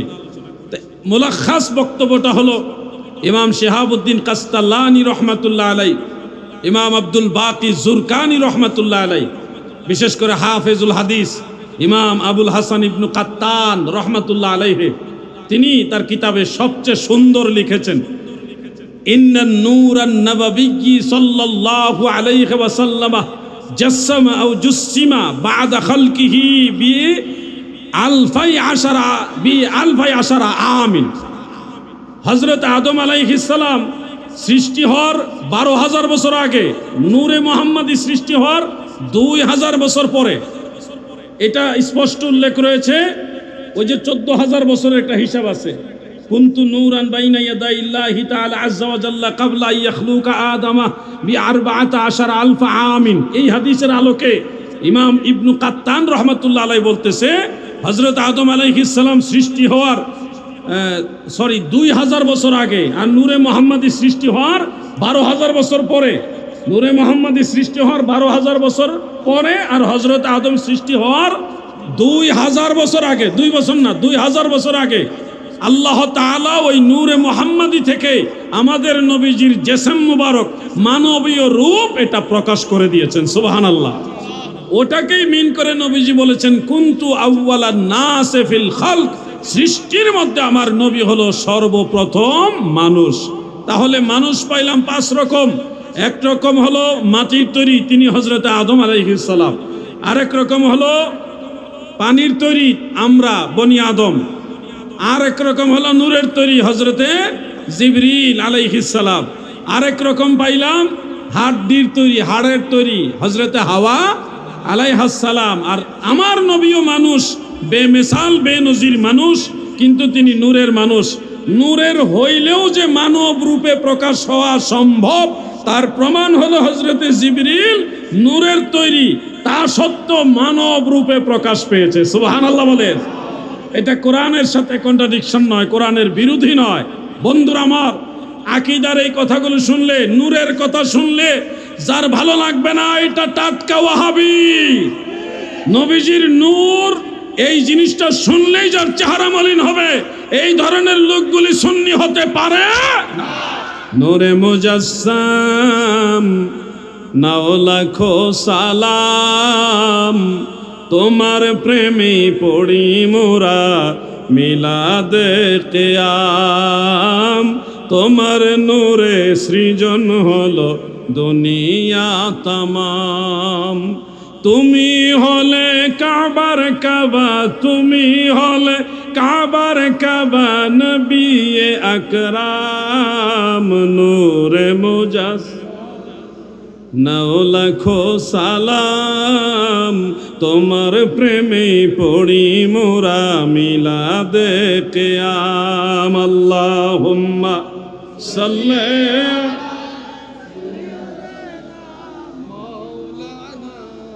মুহাম্মদ ওয়া আলা আলি। যুবক ভাইরা, আওয়াজ কমে গেছে তোমাদের। যুবক ভাইরা কি বেজার হইলেন নাকি আপনারা? আমি আকীদার বিষয়গুলো বলি, আমাকে যতই গালি দেন, আপনার গালি আমার কিছুই আসে যায় না, কারণ আমি নবীর কথা বলি, আমি হক কথা বলি। আজকে আপনি আমার প্রতি বেজার হইতে পারেন, কিন্তু কালকে খুশি হবেন। এরকম বহু লোক আমি আমার জীবনে পেয়েছি যারা আমাকে একসময় গালিগালাজ করেছে, পরে আয়সা বলছে যে হাজি হুজুর আপনার কথাই ঠিক, আপনি মাফ করে দিয়েন। বহু লোক পাইছি, আমি নাম বলে দিতে পারবো অনেকের, কিন্তু বলবো না। তারা আমাকে একসময় ভুল বুঝেছে, গালিও দিয়েছে, পরে আয়সা আমার কাছে ক্ষমা চেয়েছে। আমি তাদের বুকে জড়ায় ধরছি, কারণ বুঝ দেওয়ার মালিককে আল্লাহ। একদিন না একদিন আপনি বুঝবেন, দুনিয়াতে না বুঝলেও পাগলা, মরলে বুঝবা। আপনাদের সবাইকে বলছি আকীদার কথাগুলি জানতে হবে, আকীদার কথাগুলো বুঝতে হবে। আমার নবীজি সম্পর্কে এই আকীদাগুলো আপনাদের সন্তানদেরকে জানাবেন, শিখাবেন। আপনারা নিজেদের পরিবারের লোকদেরকেও শিখাবেন, কারণ ওয়াহাবি খারিজি আকীদা প্রত্যেকটা ঘরে ঘরে ঢুকায় দেওয়ার সব ধরনের প্রসেসিং চলতেছে, সব ধরনের প্রসেসিং। আপনাদের চট্টগ্রামের কৃতি সন্তান আমাদের মাননীয় স্বরাষ্ট্রমন্ত্রী, ওনার নাম জানে কি, জনাব সালাউদ্দিন আহমদ সাহেব, তিনি অনেক সুন্দর সুন্দর তথ্য জাতীয় মহান সংসদের মধ্যে প্রকাশ করেন। আমরা সেগুলি শুনে উপকৃত হই। 22,000 কোটি টাকা, 22,000 জান্নাত বিক্রি করিয়া এক একজনকে 10,000 করে দিয়ে কইছে এটা দিলাম, ভোটটা জান্নাতে দিও, জান্নাতে যাওয়ার জন্য ভোট দিও, এই টাকা মাফ হয়ে যাব, আরো পাইবা। 22,000 কোটি টাকা এইভাবে বিতরণ হয়েছে জান্নাত বিক্রি করিয়া। আমাদের ভাইদের হাতে যদি 10,000 টাকা ধরায় দেয়, পরে যদি জান্নাতে ভোট দিও, পরে আরো 10,000 দেবো, তাহলে আমরা এই ভাইরা এই মাহফিলে পাইবেন 1 ফুটলা বিরিয়ানির লেগে। কথা বুঝতে পারছেন না? ইমান তো কঠিন ব্যাপার রে ভাই, ইমান তো ভাই আমি আপনার জোর করিয়া তো বুঝাইতে পারবো না, আপনি নিজের থেকে বুঝতে হবে। খেলা বহুভাবে চলতেছে, মা বোনদের হাতে হাতে টাকা ছড়ায় দিচ্ছে, দেখে দেখে নিজের দলের লোকদেরকে চাকরি দেওয়া হচ্ছে। ওই দল করলে চাকরি আছে, অন্য দল করলে আপনার চাকরি নাই। আমি শুনেছি আল্লাহু আলাম 9,000-এর মতো ব্যাংকার যারা ব্যাংকে চাকরি করতে, এরকম লোকদেরকে বিনা কারণে বিনা নোটিশে ব্যাংক থেকে বের করে দিছে। এর অধিকাংশ সন্তান হলো চট্টগ্রামের সন্তান, ফটিয়ার, আনোয়ারা, এই অঞ্চলের সন্তানরা যারা ব্যাংকে দীর্ঘদিন ধরে চাকরি করতেছে। শুধু তাদের দল করে না, এই কারণে বিনা কারণে ব্যাংক থেকে বের করে দিয়েছে। ইসলাম কায়েম করে, জুলুম দিয়ে ইসলাম কায়েম হয়? মানুষের পেটে লাথি দিয়ে ইসলাম কায়েম হয়? এরা ভিক্ষা দিতে গেলেও নিজের দলের বাইরে হইলে ওই ফকিরেও ভিক্ষা দেয় না, এরা ইসলাম কায়েম করবে। দুইটা ছেলেকে ধরছে শেরপুরে, আমি এই ভিডিওটা দেখছি, আমি এটা ডাউনলোড করে রাখছি। হুজুর মাদ্রাসার লেখাপড়া করে, অল্প বয়সের 2 ছেলে ধরছে।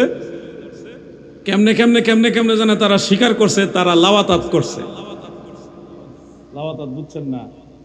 কওমে লৌতের ঘটনা ঘটাইছে তারা হুজুরের লগে। এবার বুঝছেন নি?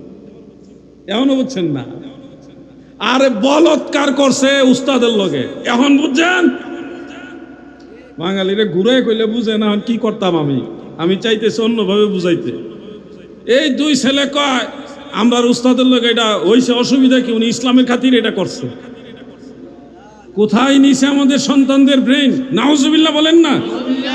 এরা ইসলাম কায়েম করে কি কইরা চিন্তা করছেন? ওয়াহাবিদের কাছে আপনারা ইসলাম শিখতে চান? ওয়াহাবিদের কাছে আপনারা ইসলাম যে আমানত রাখতে চান? এদের মাথায় টুপি, মুখে দাড়ি, গায়ে জুব্বা, সুন্নতি লেবাস পরে এরা কি করতে পারে কল্পনা করতে পারবেন না। এরা মসজিদের ভিতরে পর্যন্ত বাসর করে। ছোট ছোট বাচ্চারা তাদের কাছে নিরাপদ না। তাদের সাথে শরীয়ত গর্হিত কাজ করে এবং এই বাচ্চাগুলিকে তারা দুনিয়া থেকে পর্যন্ত বিদায় করে দেয়। এরকম ঘটনা কয়েকদিন আগে কয়েকটা ধরা পড়ছে। এরা আবার ইসলাম কায়েমের স্লোগান তোলে। বেজার হইতেছেন নাকি? বেজার হলে কিছু করার না, আপনাদের সচেতন করতে হবে। ইসলাম মদিনাওয়ালার ইসলাম, ইসলামী খারিজিদের ইসলাম না। কারবালার ময়দানে ইমাম হুসাইন, নবীর আহলে বাইত, নবীর কলিজার টুকরা ইমাম হুসাইন, তিনার পরিবার বর্গ নিয়ে যাচ্ছিলেন কুফা নগরীর দিকে। ইয়াজিদ বাহিনীরা, তাদের মাথায় বিশাল বড় বড় পাগড়ি, জুব্বা, বিশাল বড় বড় আবাকাবা নিয়ে ইমাম হুসাইনের বিরুদ্ধে দাঁড়িয়েছে। একের পর এক বারবার ইমাম হুসাইন তাদেরকে নসিহত দিয়েছে, বুঝানোর চেষ্টা করেছে। ইমাম হুসাইনের বুঝ মানে নাই। ইমাম হুসাইন তাদেরকে বুঝানোর চেষ্টা করেছে, ইমাম হুসাইনের বুঝ তারা মানে নাই। আলাউদ্দিন জিহাদিরে মানবো, আর ইমাম হুসাইন রাদিয়াল্লাহু আনহুকে মানে না। এরা আলাউদ্দিন জিহাদিকে মানবে? বুঝাইতে বুঝাইতে না, এক ফোঁটা পানি পর্যন্ত দেয় না। দুধের শিশুকে পানি পান করাবে সেটাও দেয় নাই। এরপরে লিল্লাহে তাকবীরের গ্রুপ যেটা বাইরেছে, ইহুদি জনতা। আমি এদেরকে তৌহিদি জনতা বলি না, এগুলি হলো ইহুদি জনতা। বাইরে মুসলমান হলো, ভিতরে ইহুদিদের এজেন্টেরা। এরা ওই তাকবীরের ধ্বনি দিয়ে দিয়ে ইমাম হুসাইনের গলায় ছুরি চালিয়েছে। এরা যদিও নামে মুসলমান, কিন্তু এরা মুসলমান নয়, এরা নবীর দুশমন, ইসলামের দুশমন। ঠিক কিনা বলো? এদের সাথে ইসলামের কোনো সম্পর্ক নেই। যারা নবীর নাতির গলায় ছুরি চালাতে পারে, জান্নাতের যুবকদের সরদারের গলায় ছুরি চালাতে পারে, তাও তাকবীর দিয়ে দিয়া। এখন দেখেন না, তাকবীর দিয়া মাজার ভাঙে, তাকবীর দিয়া খানকা ভাঙে, তাকবীর দিয়া দরবার ভাঙে। এই গোষ্ঠী তাকবীর দিয়া ইমাম হুসাইনকে শহীদ করছে। এই গোষ্ঠী সেই গোষ্ঠী। মাজারের বিরুদ্ধে যারা এখন বিভিন্ন ধরনের কাহিনী করতেছে, এটাই সেই গোষ্ঠী।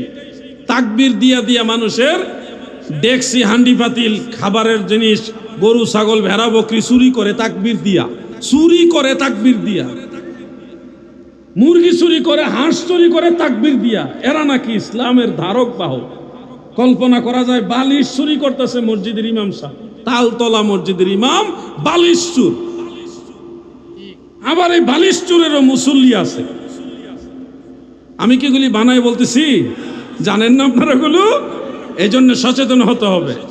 সুন্নি মুসলমান হরে সাবধান, ওহাবি খারিজির দলে লুটিল ঈমান।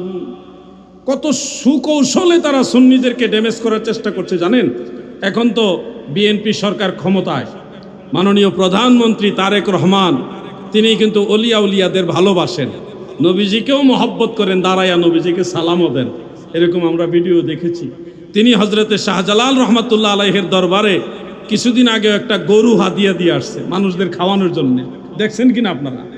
প্রধানমন্ত্রী কিন্তু গরু দিয়ে আসছে যে জবাই করে মানুষদেরকে খাওয়াও। হজরত শাহজালালের জিয়ারত করছেন মাননীয় প্রধানমন্ত্রী তারেক রহমান এবং তিনার স্ত্রী সহ জিয়ারত করছেন, করে সেখানে গরু দিয়ে আসছেন। এখন এই মাজারকে কিভাবে বিতর্কিত করা যায়, এই কায়দা কিন্তু ওয়াহাবিরা খুব সুকৌশলে করে। আমরা বাঙালি কিন্তু বুঝি কম, খাই বেশি, বুঝি কম। কেমনে? মাজার কমিটি আছে, তাদের কাছে একটা হিসাব আছে, কোথায় তারা কয় টাকা পাচ্ছে, কয় টাকা খরচ করতেছে, এই হিসাব কিন্তু মাজার কমিটির কাছে আছে। কারণ এটা এমন নয় যে কমিটি নাই, এমনি এমনি চলতেছে তা না, এটা একটা বিশাল বড় কমিটি আছে।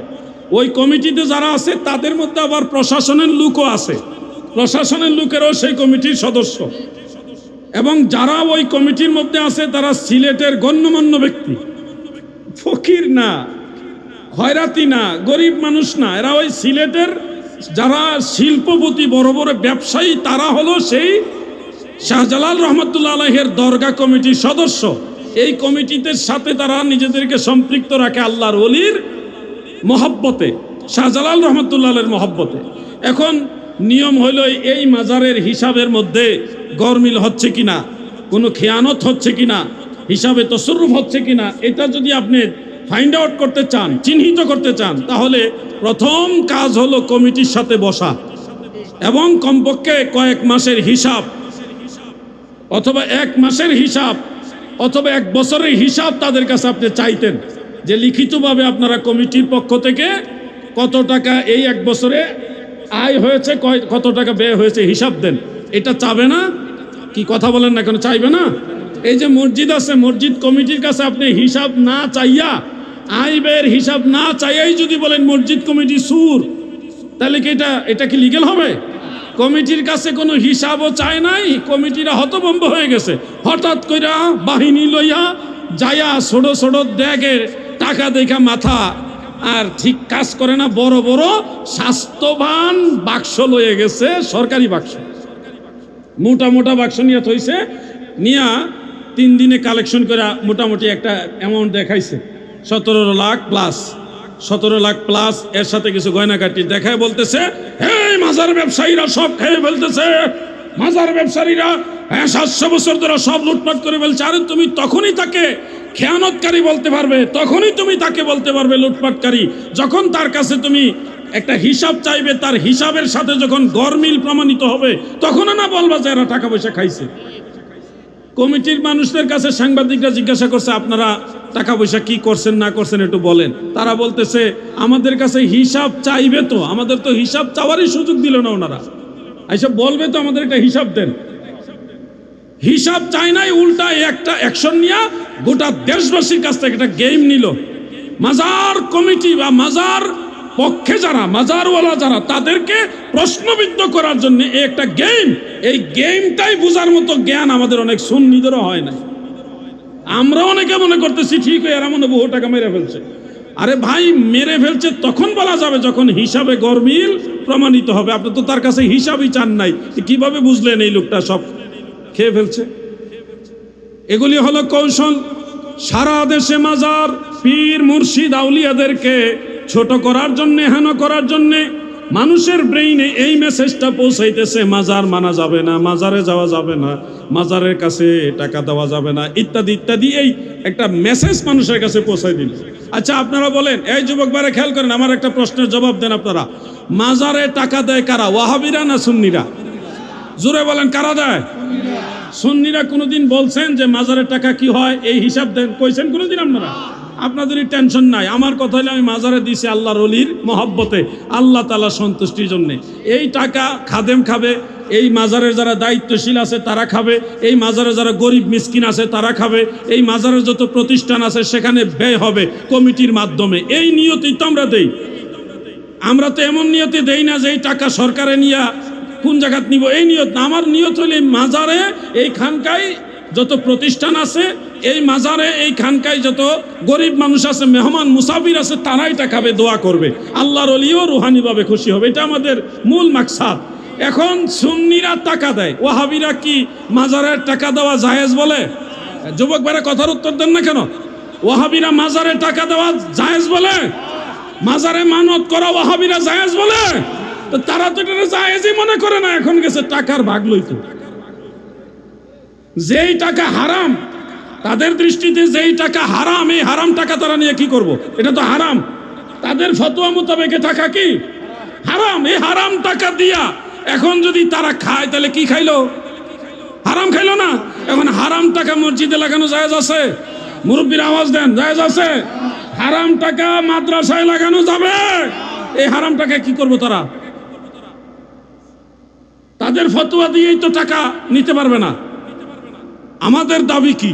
আমাদের দাবি হলো, যদি অস্বচ্ছতা থাকে, থাকতেও পারে, অসম্ভব কিছু নয়, অস্বচ্ছতা থাকতেও পারে, তসররুফ থাকতেও পারে। এক্ষেত্রে আমাদের করণীয় কি? প্রশাসন এবং মাজার কমিটি এবং গণ্যমান্য ব্যক্তি যারা আছে, তাদের সবাই মিলে শক্তিশালী একটা কমিটি করবে, যেখানে কোনো দুর্নীতি হবে না, তসররুফ হবে না, কোনো ধরনের অস্বচ্ছতা থাকবে না। সেই স্বচ্ছ একটা কমিটি করে তখন এটা সুন্দর সুষ্ঠুভাবে পরিচালনা করা। এখন মূল উদ্দেশ্য তাদের স্বচ্ছতা প্রমাণ করা নয়, তাদের উদ্দেশ্যই হলো মাজার কমিটি মানে হলো মাজারের টাকা মাইরা খাইতেছে, এটা প্রমাণ করা।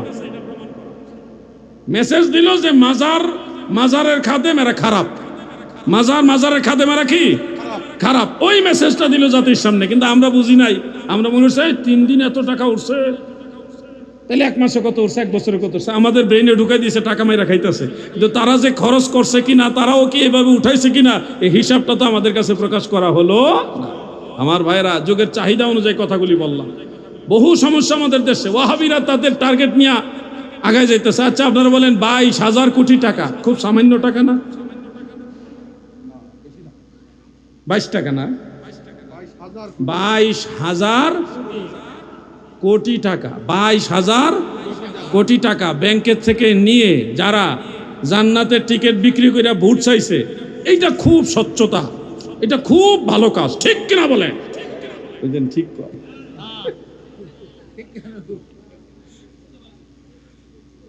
ব্যাংকের টাকা 22,000 কোটি টাকা নিয়ে জান্নাতের টিকিট বিক্রি করে মানুষের 10,000 করে দিয়া, এই যে দুর্নীতি করলো, 2 নম্বরই করলো। এরা যদি আল্লাহর ওলিদের খানকার দিকে নজর দেয় তাহলে এটা মানায় ভাই? সুরে বিচার করতে গেছে, মানে শিয়ালে বিচার করতে গেছে মুরগির। আল্লাহ তাআলা যেন এই জাতির থেকে গোটা মুসলিম সমাজকে হেফাজত করেন, বলে না আমি। আপনারা একটা মাসালা আমাকে বলুন তো, আপনারা একটু হেল্প করুন, মাজারে মানত করা যাবে কিনা? জোরে বলেন, পিছনে বাইরেও বলেন, মাজারে মানত করা যাবে কিনা এটা আপনাদেরও জানা দরকার আছে। আমাদের দেশের অনেক বড় বড় বক্তারাও ঝুঁসে বলে ফেলেন মাজারে মানত করা যাবে না, হারাম। আমার কথা মিলিয়ে দেখবেন, ইউটিউবে ঢুকে বাংলায় লেখেন মাজারে মানত করা, লেখলে দেখবেন বহু ওয়াহাবি সেমি ওয়াহাবি বক্তার বক্তব্য আসবে। তাদের বক্তব্য হলো কোনো মাজারে দান করা যাবে না, মাজারে মানত করা যাবে না, এগুলো হারাম। মিলিয়ে দেখবেন আমার কথাগুলো। কিন্তু আজকে শুনে রাখেন, মাজারে মানত করার মাসালা প্রথমত 2টা। কেউ যদি গায়রুল্লাহর নামে, আল্লাহ ব্যতীত অন্য কারো নামে মানত করে তাহলে হারাম। কারণ মানত একটি ইবাদত, ইবাদত আল্লাহ ছাড়া অন্য কারো উদ্দেশ্যে করা যায় না। কিন্তু কেউ যদি আল্লাহর নামে, আল্লাহর সন্তুষ্টির জন্য আল্লাহর ওলির দরবারে মান্নত করে, তাহলে দুররুল মুখতারের মধ্যে উল্লেখ, রদ্দুল মুখতার আলা দুররিল মুখতার ফতোয়ায়ে শামির মধ্যে উল্লেখ রয়েছে, ফতোয়ায়ে বাহরুর রায়কের মধ্যে উল্লেখ রয়েছে, এছাড়াও হাসিয়াতুত তাহতাবি আলা মারাকিল ফালাহ সেই কিতাবের মধ্যে উল্লেখ রয়েছে আল্লাহর নামে আল্লাহর ওলিদের দরগায় দরবারে খানকায় মানত করা জায়েজ জায়েজ জায়েজ।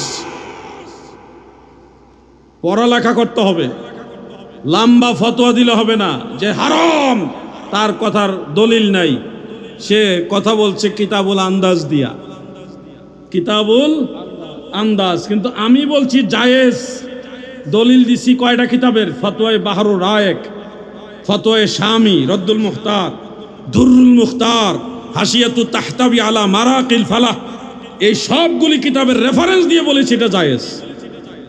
আমার ব্যক্তিগত কথা আপনাদের চাপায় দেইনি, কিতাবে যা আছে সেটা আপনাদেরকে বললাম। এমনকি আপনারা আশ্চর্য হবেন, দেওবন্দি আলেমদের মধ্যে বড় একজন আলেম, তার নাম রশিদ আহমদ গাঙ্গুহি, তিনার লেখা একটা কিতাব, এটার নাম হলো ফতোয়ায়ে রশিদিয়া, ফতোয়ায়ে রশিদিয়া। সেই কিতাবের পুরান একটা ছাপা আমার কাছে আছে, উর্দু একটা পুরান ছাপা আছে, ফার্সি একটা ছাপা, উর্দু 2টা ছাপা আছে পুরাতন, আর বাংলা একটা অনুবাদ করা আছে, 3টা আছে আমার কাছে।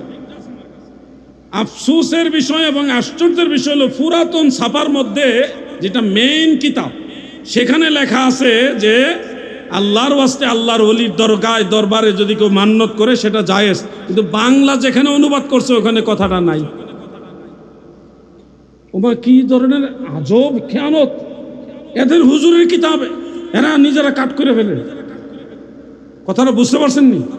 উর্দু প্রাচীন একটা কিতাব, ইন্ডিয়ার ছাপা, সেটা দেওবন্দের ছাপা, ওটা আমার কাছে আছে। এবং উর্দু আরেকটা ছাপা আছে, বাংলা অনুবাদটা আছে। উর্দু কিতাবে যে মাসালাটা আছে বাংলা কিতাবে এটা নাই, বাদ দিয়ে লাইছে। এরা যে কিতাব চুরি করে তার নগদ প্রমাণ। আমি যেটা বলতে চাচ্ছি, দেওবন্দের রশিদ আহমদ গাঙ্গুহি সাহেব তিনি পর্যন্ত বলেছে আল্লাহর ওলির দরগায় আল্লাহর নামে মান্নত করা জায়েজ আছে। আল্লাহর নামে মান্নত করা কি জায়েজ আছে। কেউ যদি বলে আল্লাহ আমি মান্নত করলাম অমুক ওলির দরবারে আমি একটা খাসি বা একটা ছাগল দিব বা এই জিনিসটা দিব, আল্লাহকে বলল আল্লাহ আমার এই জিনিসটা হলে আমি আপনার ওলির দরবারে এটা দিব, আল্লাহকে মেনশন করে যদি কেউ মান্নত করে তাহলে সেটা জায়েজ। সেটা কি জায়েজ। এই জায়েজের পারমিশন দিয়েছে স্বয়ং রাহমাতুল লিল আলামিন, আমাদের দয়াল নবীজি পারমিশন দিয়েছে। ফতোয়ার কিতাবে যখন জায়েজ বলে তখন বুঝে নেবেন এর পিছনে কোরআন এবং হাদিসের কোনো গুরুত্বপূর্ণ দলিল আছে, না থাকলে ইমামরা কখনো জায়েজ বলে না। যেমন সুনানু আবি দাউদের মধ্যে উল্লেখ, একজন মহিলা সাহাবী ইয়া নবীজির দরবারে এসে বললেন ইয়া রাসূলুল্লাহ, নবী গো আমি মান্নত করেছিলাম আপনার সামনে এসে দফ বাজাবো, ঢোল না দফ। নবীজি বললেন আউফি বিনাজরিকি, তুমি তোমার মান্নত পূর্ণ করো। এরপরে তিনি আবার বললেন ইয়া রাসূলুল্লাহ, নবী গো আমার আরেকটা মান্নত ছিল, সেটা হলো আমি অমুক জায়গায় একটা হালাল পশু জবাই করে মানুষকে খাওয়াবো। এখানে একটা জায়গাকে মেনশন করলেন, ওই জায়গায় পশু জবাই করবে। তখন নবীজি জিজ্ঞাসা করলেন এটা কি কোনো দেবদেবীর নামে? মহিলা বললেন না ইয়া রাসূলুল্লাহ, কোনো দেবদেবী লাত মানাত উজ্জা হুবল এই ধরনের কোনো মূর্তির নামে না। রাসূল আকরাম সাল্লাল্লাহু আলাইহি সাল্লাম আবার জিজ্ঞাসা করলেন এটা কি কোনো মূর্তির উদ্দেশ্যে? মহিলা উত্তর দিল না ইয়া রাসূলুল্লাহ, কোনো মূর্তির উদ্দেশ্যে না, দেবদেবীর নামেও না, আল্লাহর নামে, কিন্তু ওই জায়গায় আমি এটা জবাই করব, আল্লাহর ওয়াস্তে মানুষকে খাওয়াবো। তখন নবীজি যখন বলল, ওই মহিলা বলল যে আল্লাহর নামে ওই জায়গায়, তখন নবীজি বললেন আউফি বিনাজরিকি, তুমি তোমার মানত পূর্ণ করো। অতএব এই হাদিস থেকে প্রমাণ হয়ে যায় আল্লাহর নামে কেউ যদি কোনো পুণ্যময় স্থানে মানত করে সেই মানত পূর্ণ করা জায়েজ। কে পারমিশন দিয়েছেন? রাহমাতুল লিল আলামিন পারমিশন দিয়েছেন। সুবহানাল্লাহ বলেন। তাহলে মানত করা জায়েজ আছে না নাই? সবাই বলেন জায়েজ আছে না নাই? আমরা মানতের পক্ষে কথা বললে তারা কয় আমরা মাজার ব্যবসার পক্ষে কথা বলছি। আচ্ছা, মাজারে টাকা দিলে সেই টাকা মাজারের বিভিন্ন গরিব মিসকিন অসহায় দরিদ্র ফকির এবং মেহমান মুসাফির তারা তো খায়, খাদেমরাও কিছু খায়, এবং এই টাকা মাদ্রাসাতেও লাগে, এই টাকা বিভিন্ন মানবিক সেবার কাজেও লাগে, বিভিন্ন কাজে লাগে। এটা যদি ব্যবসা হয়, মাজার ব্যবসা হয়, তাহলে আপনারা দেখেন তো, আজকে একজন লোক আমাকে একটা মেসেজ করলেন যে মাজারের টাকার এই কালেকশনের এইগুলি আপনারা সমর্থন করেন কেন, আপনারা মাজার ব্যবসার পক্ষে কথা বলেন কেন? আমি তখন বললাম ভাই আপনি তো একজন আলেম, মসজিদ মাদ্রাসার নামে আপনারা কালেকশন করেন না? তখন বলল হ্যাঁ করি। তাহলে আমি কি আপনাকে আপনার যুক্তি অনুযায়ী বলবো যে আপনারা মসজিদ মাদ্রাসার নামে কালেকশন করে ধর্ম ব্যবসা করতেছেন? কোনটা কীভাবে বলে আমরা মসজিদ মাদ্রাসার নামে তুলি, এটা ধর্ম ব্যবসা অনেক হবে কেন? আমি বললাম আপনারা সত্য করে বলেন, মানুষ মসজিদে টাকা দিলে শুক্রবারে দোক আর বাক্সাতে যেদিনই দোক এটা থেকে আপনারা বেতন নেন না? হ্যাঁ নেই। অনেক সময় বিভিন্ন সুযোগ সুবিধা নেন না? নেই। তাহলে এটা ব্যবসা হয় না?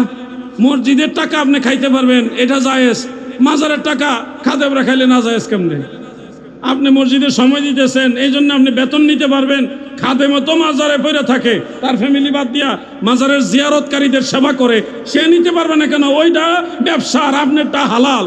এটা কেমন কথা ভাই? আমার বুঝান তো। কথা কি বুঝতেছেন আপনারা? সবারই তো সংসার আছে, খাদেম হয়েছে বিদায় যে সেই লোক কোনো কিছুই নিতে পারবে না, একবারে সব বরবাদ। আমি কিন্তু কোনো মাজারের খাদেম হিসেবেই কথাগুলি বলছি না, আমি একজন মুসলিম দায়ী হিসেবে আপনাদেরকে বলছি। একজন খাদেম, সেও একজন মানুষের সেবক, সেও সময় দিতেছে, মানুষের সেবা করতেছে। সে যদি মাজারের হাদিয়া তোহফা নেয়, এটাকে মাজার ব্যবসা বা নিন্দনীয় শব্দ প্রয়োগ করে আঘাত করা যাবে না, যেমনি ভাবে একজন ইমাম সাহেবকে আঘাত করা যায়। আপনারা জানেন মাদ্রাসার নামে কত লক্ষ লক্ষ লক্ষ কোটি কোটি অনেক অসংখ্য টাকা তসরুফ হয়, কিন্তু কেউ খবরও জানে না। আমি এই মাহফিলে আসার আগে চট্টগ্রাম শহরে বসে একটা ভাইয়ের সাথে আলাপ করছি, ওনার বাড়ি কুমিল্লা, আমি নাম বলবো না, ওনার নামটা হাইড রাখি, একজন শিল্পপতি ব্যবসায়ী মানুষ। আমাকে ফোন দিয়ে বলেন, জিহাদি সাহেব আপনার কাছ থেকে একটা মাসআলা জানতে চাই। কি মাসআলা? যে আমাকে এক মাদ্রাসা, ওই মাদ্রাসাতে আমি সবসময় দান সদকা করি, ওই মাদ্রাসা হুজুরা আমার ধরছে, আমি যেন একটা গরু দিই, দিলে এই গরু দিয়া তারা রান্না বান্না করে তারা এলাকার মানুষও তারা সহ বা মাদ্রাসার ছাত্ররা সহ খাবে। এখন আমার কাছে তো অ্যাভেলেবেল ওইভাবে টাকা নাই, তবে আমার জাকাত ফান্ডে টাকা আছে। কি ফান্ডে? জাকাত ফান্ডে, মানে জাকাতের টাকা দেওয়ার মতো আছে। এখন আমি সেই গরু কি জাকাতের টাকা দিয়ে ওনাদের কিনে দিতে পারবো কিনা? আমি তখন ওনাকে বললাম, ভাই আমি কিন্তু ভণ্ড হুজুর না, আমি যা কমো ক্লিয়ার কাট, আপনার পক্ষে যাইতেও পারে বিপক্ষে যাইতে পারে, কোন আয়ের লেগেই তো আপনার ফোন দিয়েছি, আপনি সঠিকটা কইবেন, এই জন্যই আমি বলছি। তা আমি বলছি, হুজুর যারা খাবে ওনারা কি জাকাত খাওয়ার উপযুক্ত? না, ওনারাও জাকাত খাওয়ার উপযুক্ত না, চাকরি করে মোটামুটি ভালো বেতন পা। আচ্ছা, যে এলাকাবাসীরে খাওয়াবেন সেই এলাকাবাসী কি জাকাত নেওয়ার উপযুক্ত? সবাই না, ম্যাক্সিমামই জাকাত নেওয়ার উপযুক্ত না, অল্প কিছু গরিব মানুষ আছে। তাহলে যেহেতু টোটাল টাকাটা আপনি জাকাতের দিবেন, তাহলে ওইখানে দিতে পারবেন না। আপনার যদ্দূর তৌফিক আছে ওদ্দূর দেন, তারা গরু গোস্ত কিনা খাক, নাহলে ছাগল কিনা দেন খাক, জাকাতের টাকা যথোপযুক্ত জায়গায় দিতে হবে, নাহলে আপনার জাকাত আদায় হবে না। হেরাও তো হুজুর, হেরা দি কয় দিতাম, তারাও হুজুর, কিন্তু তারা বলছে কি জাকাতের টাকা দিতে, দিলে তারা গরু কিনা খাইব। হালাল হারামের কোনো ভেদ বিচার নাই, হালাল হারামের কোনো ভেদ বিচার নাই। আমি তখন বলছি, ভাই আমার কথা ক্লিয়ার, ওনারা যদি জাকাত খাওয়ার উপযুক্ত হয় তাহলে জাকাতের টাকা ওনাদের দেন, আপনার জাকাত আদায় হবে, অন্যথায় আপনি দিতে পারবেন, জাকাতও আদায় হবে না, ওই মৌলবীরাও এই কারণে জাহান্নামের আগুনে জ্বলবে। জিহাদি সাহেব আপনারই একটা মানুষ পাইলাম যে আপনি কাউরে ছাড় দেন না, সঠিক কথাটা কয়ে দেন। আমি কিছু এইটার নামই আলাউদ্দিন জিহাদি, জিহাদি এমনি হয়েছি না, কথাটা বলছেন হালাল হারাম বুঝে চলতে হবে কিনা বলেন? আমাকে যদি কেউ জাকাতের টাকা দেয়, আমি জাকাতের টাকা নিয়ে খাওয়া আমার জন্য উচিত হবে? আমার দিল মরে যাবে, কলব মরে যাবে, তাকুয়া কমে যাবে, ইমানের নূর কমে যাবে, জজবা কমে যাবে, হক কথা বলতে পারবো না, কণ্ঠের আওয়াজ আল্লাহ কমায় দিবে, কারণ আমার ভিতরে ভেজাল ঢুকে গেছে। না যাই না, আপনি যদি হারাম জিনিস খাওয়াই দেন, আমি জানি না, আমি হালাল মনে করে আপনার ঘরে ভাত খাই আসছি, এখন না যাই না এটা আল্লাহ বুঝে, যাই না শুনে হারাম খাইলে এটা কিন্তু বাবাজি আপনার ইমানের বড় খতরা হবে। আল্লাহ আমাদের সবাইকে বোঝার তৌফিক দিন, আমিন বলেন, সবাই বলেন আমিন। এই সোহাদায়ে কারবালার মাহফিল থেকে পরিষ্কার ভাষায় আমি বললাম, আল্লাহর ওলিদের বিরুদ্ধে, আল্লাহর ওলিদের দরগা খানকার বিরুদ্ধে বহু ষড়যন্ত্র হয়, বহু ধরনের কূট চক্রান্ত হয়, এগুলি রুখে দেওয়ার মতো নবীর সৈনিক এই বাংলার জমিনে আছে না নাই? যুবকরা আওয়াজ দিয়ে বলো, আছে না নাই? এই দেশে ইসলাম এনেছে আল্লাহর ওলিরা, তৈয়ার জায়গা ফাইয়া। ওই যে কিশোরগঞ্জে এক মসজিদ আছে, পাগলা মসজিদ, পাগল, সে আল্লাহর পাগল ছিল, আল্লাহর পাগল ছিল, সেই লোকের নামে মানুষ টাকা দেয়, সারা বছর ওয়াজ করে, মান্নতের টাকা খাওয়া যাবে না, মান্নত করে হারাম। মানুষ পাগলের নামে মান্নত করে টাকা দিতেছে, আর এটা ওয়াহাবিরা বস্তা বান্ধা বান্ধা খাইতেছে। এদের কোনো ধর্ম আছে কোন দেখি? সারাদিন ওয়াজ করে, মাজারে মান্নত করা যাবে না, কোনো ব্যক্তির নামে মান্নত করা যাবে না, মানুষ তো পাগলের নামে মান্নত করে, ইডি খাস কেমনে বাক করে করে নিতেছে গা, টাকা হালাল হয়ে গেছে। এদেরকে বলা হয় অরিজিনাল ধর্ম ব্যবসায়ী। আমরা যখন ওলি আল্লাহর কথা বলি, চেহারা মলিন হয়ে যায়। আল্লাহর আউলিয়াদের কাহিনী বললে ভালো লাগে না, কয় কিচ্ছা কাহিনী কয়, অথচ যখন সাইদি সাহেবের ওয়াজ হয়, আমরা বলছি না যে সাইদি সাহেবের কথা বলা যাবে না, একজন ব্যক্তির ভালো দিকও আছে, খারাপ দিকও থাকতে পারে। আপনি মানুষকে উৎসাহ দেওয়ার জন্য একজন আলেমের ভালো দিকগুলি বলুন, এটা নিঃসন্দেহে আমরা সমর্থন করি। একজন আলেমের ভালো দিকগুলো বলুন, যেন এটা থেকে আরো 10 জন মানুষ উৎসাহিত হয়, ধর্মের দিকে আগায় আসে।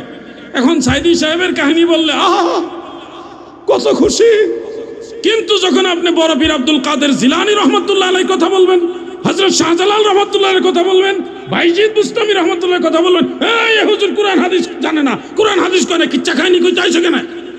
এরকম হয় কিনা বলেন? ওলি আল্লাহদের কথা এদের পছন্দ হয় না, এরাই হলো খারেজি, কারবালার ইয়াজিদ বাহিনী, ঠিক কিনা বলেন? ইয়াজিদ বাহিনী এখনো আছে। চট্টগ্রামে গত 2 বছর আগে বহদ্দার হাটে জুমার নামাজ পড়তে গেছিলাম এক মসজিদে, না জানি না, গিয়া দেখি ওয়াহাবি ইমাম, মসজিদে দুইকা দেখি ইমাম ওয়াহাবি, ওই রেখেছি বিপদে। কিতা করতাম? মসজিদ থেকে বের হওয়া যাবে না, মাসালা নাই, মসজিদে ঢুকে গেছেন, নামাজ পড়ে বাড়ি তুই। আচ্ছা যাক, এখানে মাসালা আছে, আমি মাসালাটা একটু পরে বলবো, নাইলে আমার মনে করে দিয়ে। ইমাম সাহেব ওয়াজ করতেছে, আমি সাধারণ পাবলিকের সাথে গিয়ে চুপচাপ বসে গেছি, আমার তেমন একটা কেউ চিনছেও না, আমিও মাশাআল্লাহ খুব সুন্দর করে বসে গেছি, ওয়াজ শুনতেছি। খতিব সাহেব ওয়াজ করতেছে, হযরত ইয়াজিদ তিনি ছিলেন সাহাবী। হযরত ইয়াজিদ ছিল কি? সাহাবী। চিন্তা করছে, হযরত ইয়াজিদ সাহাবী।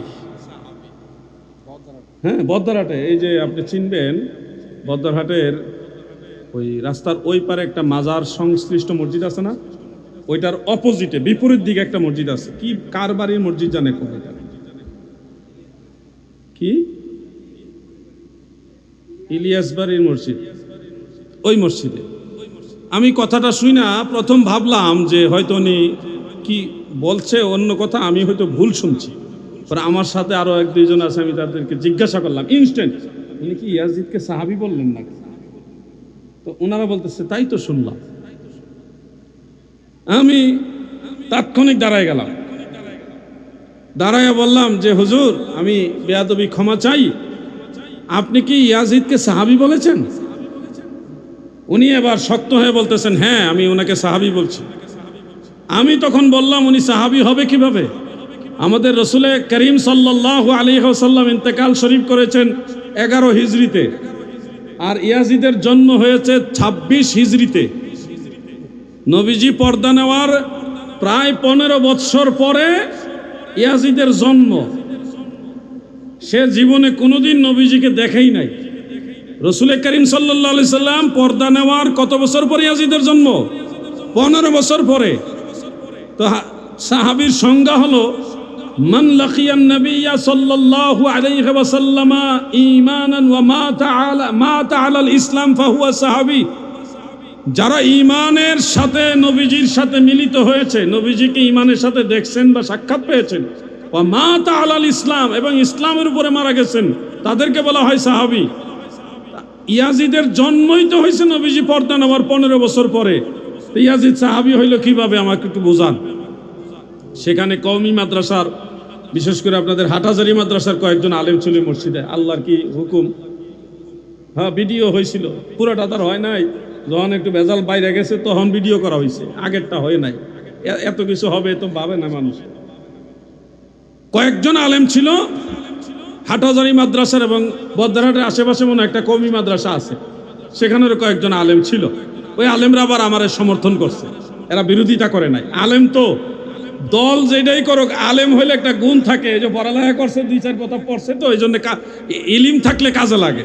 এই কওমি আলেমরা আমার পক্ষে দাঁড়াইছে। হ্যাঁ তাই তো, জিহাদি সাহেব যেটা বলছেন ঠিক বলছে, আপনি একটু বলেন। তো উনি বলতেছে আমার কাছে দলিল আছে। কি দলিল আছে? তো এটা আমি পরে দিব, এখন না। কখন দিবেন? যে নামাজের পরে। এখন তো আমি ওয়াহাবি পিছনে তো আমি নামাজ পড়ি না। তা আমি আমার কায়দায় নামাজ পড়ছি কেমনে, আমি মাসালাটা বলবো, আমার একটু খেয়াল করে দিয়েন আপনারা, ভুলে গেলে। নামাজের পরে সুন্নত বাদাল জুমা 4 রাকাত পড়লাম, এরপরে 2 রাকাত নফলও পড়লাম। বেচারা নামাজ শেষ হইতেছে না, ইমাম সাহেবের নামাজ আর শেষ হইতেছে না, উনিও পড়তেছে, আরো পড়তেছে। আমি তো খুঁটি মেরা বইছি, আজকে উঠতাম না। উনি কয় রাকাত নামাজ পড়তে পারে দেখি আজকে। আচ্ছা, অনেকক্ষণ পরে নামাজ শেষ হইলো, ওইটাই নামাজ শেষ করে উনি মসজিদের পাশে কবরস্থান আছে, ওইখানে ওইটা গিয়ে দাঁড়ায় গেছে জিয়ারত করবে। জিয়ারত লম্বা সময় ধরে করতেছে। আল্লাহর কি দয়া, যারা জিয়ারত করলে আমরা কই মাজার পূজারি, আজকে তারা লম্বা জিয়ারতে দাঁড়াইছে। আমি খুশি, আমিও জিয়ারতে দাঁড়াইছি, জিয়ারত বেশ অনেকটা সময় নিয়ে হইলো। তারপরে আমি বললাম যে হুজুর আমি কিন্তু আসি, আমাকে দলিলটা দেখাইতে হবে। আপনি আসেন, আচ্ছা ঠিক আছে আমি দলিল দেখাচ্ছি। তখন আমরা বেশ অনেক মানুষ মসজিদে বসলাম। বসার পরে উনি একটা বিশাল বড় দলিল বের করছে। দলিলটা আপনারা শুনলে আশ্চর্য হয়ে যাবেন। মাসিক ম্যাগাজিন আছে না, ম্যাগাজিন চিনেননি আপনারা? মাসিক ম্যাগাজিন হইল ওনার দলিল, মাসিক ম্যাগাজিন। এই ম্যাগাজিন চিনছেননি আপনারা? ম্যাগাজিন দলিল। আচ্ছা আচ্ছা ঠিক আছে, ম্যাগাজিনে থাকলেও তাও তো একটা বইয়ে আছে, ঠিক আছে বলেন এটা বলছে কি আছে। তো উনি বাইর করলেন, ইমাম জাহাবি রহমতুল্লাহ আলাই বলছে আমরা ইয়াজিদকে গালিও দেই না, ইয়াজিদরে পছন্দও করি না। তো এই কথা উনি পয়রা শোনাইল। শোনানোর পরে কৌমি আলেমরা, হাটাজারি আলেম এবং ওই কৌমি আলেমরা বলতেছে এখানে তো আর ইয়াজিদের সাহাবির কথা নাই, জিহাদ হিসাবের প্রশ্ন তো ওইটা না। জিহাদ হিসাবের প্রশ্ন হলে ইয়াজিদ সাহাবি এটা কই আছে আপনি দেখাইবেন বলছে।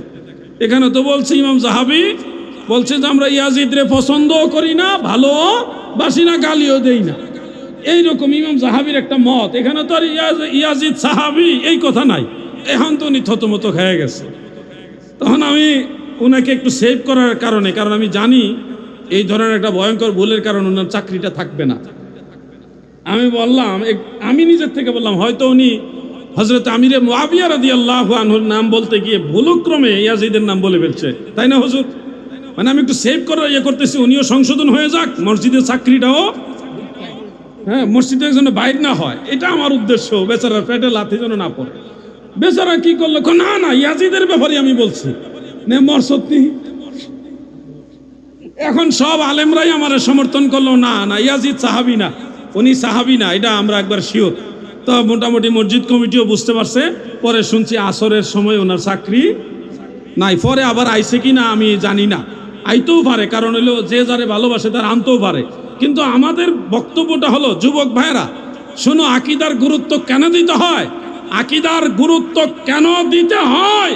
তুমি যদি আকীদার গুরুত্ব না দাও তাহলে ওই ইয়াজিদের ভালোবাসাও তোমার দিলের ভিতরে ঢুকে যাবে, ইয়াজিদের ভালোবাসাও তোমার দিলের ভিতরে ঢুকে যাবে। এবার শুনেন মাসআলা বলি, যদি কোনো মসজিদে ঢুকে দেখেন এই মসজিদের ইমাম সাহেব সুন্নি নয়, আহলুস সুন্নাহ ওয়াল জামাতের আকীদা পোষণকারী নয়, আপনি যেভাবে হোক আপনি বুঝতে পেরেছেন যে এই ইমামের আকীদা গলত, আকীদার মধ্যে সমস্যা আছে। এখন আপনি কি তার পিছনে জুমা পড়বেন কিনা, জুমার নামাজের মাসআলাটা বলছি। এই ক্ষেত্রে মাসআলা হলো জুমার নামাজ একা একই পড়া যায় না। জুমার নামাজ পড়ার জন্য 6টি শর্ত আছে। কয়টি শর্ত? 6টি শর্ত। এর মধ্যে একটা শর্ত হলো জামাতে পড়তে হবে। একা একা অন্যান্য নামাজ হয় কিন্তু জুমার নামাজ হয় না। এখন আপনি তো জুমা বাড়ি থেকে একা পড়তে পারবেন না, অলরেডি মসজিদে চলে আসছেন। এক্ষেত্রে আপনার জন্য মাসআলা হলো আপনি জুমা পড়বেন, ওনাদের সাথেই পড়বেন, কিন্তু আখিরিজ জোহর 4 রাকাত শেষে পড়বেন। আখিরিজ জোহর 4 রাকাত শেষে পড়ে নিবেন। সবচেয়ে নিরাপদ হলো আপনি যদি জানেন এই মসজিদের ইমাম ভেজাল, তাহলে এই মসজিদে যাবেন না। যেই মসজিদের ইমাম আহলুস সুন্নাহ ওয়াল জামাতের আকীদার, একটু দূরে হইলেও ওখানে গিয়ে নামাজ পড়বেন। আর যদি ভুলক্রমে অজান্তে যদি কোনো মসজিদে ঢুকে যান সেক্ষেত্রে নামাজ পড়বেন, কিন্তু 4 রাকাত নামাজ পড়বেন আখিরিজ জোহর। এটা কখন পড়বেন? বাদাল জুমা যখন শেষ, এরপরে আপনি 4 রাকাত পড়বেন, নফল পড়বেন না, 4 রাকাত আখিরিজ জোহর পড়বেন। এটা হলো ওই যে আপনি ইমাম যদি ভেজাল হয় নামাজ তো হয় না। ইমাম ভেজাল হইলে কি নামাজ হয় না? তাহলে আপনার নামাজটাই তো বাদ হওয়ার চেয়ে আপনার জোহরের নামাজটা আদায় হওয়া তো ভালো। ওই জোহরের রিপ্রেজেন্টেটিভ হিসেবে আপনি এখন আখিরি জোহর 4 রাকাত পরে নেবেন। মাসআলাটা কি বুঝতে পারছেন আপনারা? আর 5 ওয়াক্ত নামাজের ক্ষেত্রে অনেকে আমাকে প্রশ্ন করেন, 5 ওয়াক্ত নামাজের ক্ষেত্রে অনেক এলাকার মসজিদের ইমাম সাহেব আহলুস সুন্নাহ ওয়াল জামাতের আকীদার থাকে না, তারা ভিন্ন বাতিল আকীদার লোক থাকেন। তাদের পিছনে নামাজ পড়বে কিনা বা অনেক সময় উপায়ও থাকে না, কি করণীয়? সেক্ষেত্রে আলা হযরত আজিমুল বারাকাত ইমাম আহমদ রেজা খান ফাজেলে বেরেলভী রহমতুল্লাহ আলাইহি আমাদেরকে এই মাসআলা সুন্দরভাবে শিক্ষা দিয়েছেন। আমরা যখন দেখব যে মসজিদের ইমামের আকীদা প্রকাশ্যই আমরা জানি যে গলত, তাহলে তার পিছনে আমরা ইক্তেদা করব না। ইক্তেদা করব না, যেমন ইক্তেদাইতু বিহাযাল ইমাম বলবো না, এমনি নিজে নিজে দাঁড়াবো, কাতারে দাঁড়াবো, আমি আমার মতো তাকবীরে তাহরিমা বাঁধবো, আমার মতো সানা তাউস তাসমিয়া সূরা ফাতিহা কেরাত, আমি সবার সাথে ম্যাচিং করে রুকুতে যাব, ম্যাচিং করে সেজদা করবে, কিন্তু আমার যাবতীয় যা কিছু সব আমি আমার মতো আদায় করব। এটা এই একটা কারণেই করবেন যে ফিতনা যেন না হয়, সমাজে যেন ফিতনা সৃষ্টি না হয়। আপনি যদি ওই অবস্থায় মসজিদ থেকে বের হয়ে আসেন তাহলে সমাজের মধ্যে একটা ফিতনা তৈরি হবে, আপনার চলার পথ সংকুচিত হবে, সমস্যার সম্মুখীন হবেন। এই জন্য ফিতনা থেকে বাঁচার জন্য এই হিকমত অবলম্বন করবেন।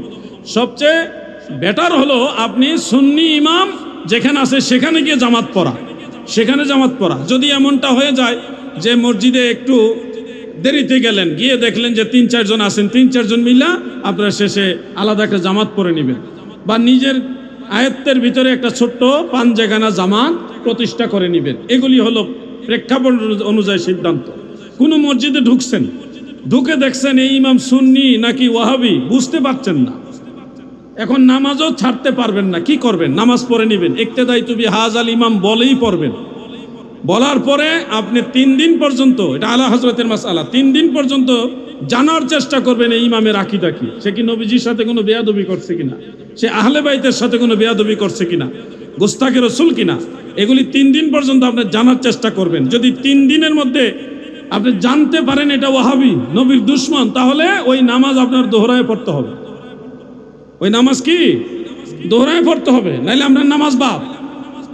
আর যদি 3 দিন আপনি জানার, বেশ কয়েকজন জিজ্ঞাসা করছেন, তারা কেউ এই ব্যাপারে জানে না, 3 দিন পর্যন্ত আপনি জানার চেষ্টা করছেন, কেউ এই ব্যাপারে সুরাহা বা সুস্পষ্ট ফাইসালা আপনাকে দিতে পারেনি, সেক্ষেত্রে আপনার ওই 3 দিনের কারণে চেষ্টা করেছেন, এই কারণে আল্লাহ আপনাকে মাফ করবেন। যদি ইমামের ভেজালও থাকে আল্লাহ আপনার নামাজটা দয়া করে কবুল করবেন। এটা হলো আলা হযরতের হিকমত। এই জন্য আপনাদেরকে এই মাসালাগুলি জেনে সন্তানদেরকে শিখাই দিবেন। নবীর দুশ্মনের পিছনে সাহাবীরাও নামাজ পড়েনি, বাতিল আকীদার লোকের পিছনে তাবিঈ যারা তারাও নামাজ পড়েনি।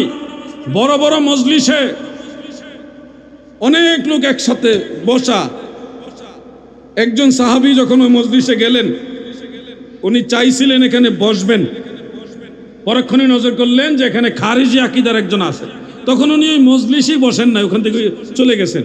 কতটা আকীদার ব্যাপারে গুরুত্ব দিতেন সাহাবায়ে কেরাম। সাহাবী রাসূল পাক সাল্লাল্লাহু আলাইহি সাল্লামের সাহাবীরা বলেছে, যারা খারিজি তাদের সাথে বিবাহ শাদীর সম্পর্ক করা যাবে না। যুবক ভাইরা শোনো, ওয়াহাবি মেয়ে বিয়ে করবে না। ওয়াহাবি মেয়ে বিয়ে করলে সে তোমার দুনিয়াও ধ্বংস করবে, সে তোমার আখিরাতও ধ্বংস করে দিবে। তুমি বলবে আমি ওয়াহাবি বিয়ে করে সুন্নি বানাবো, বেশিরভাগ ক্ষেত্রে উল্টা হয়।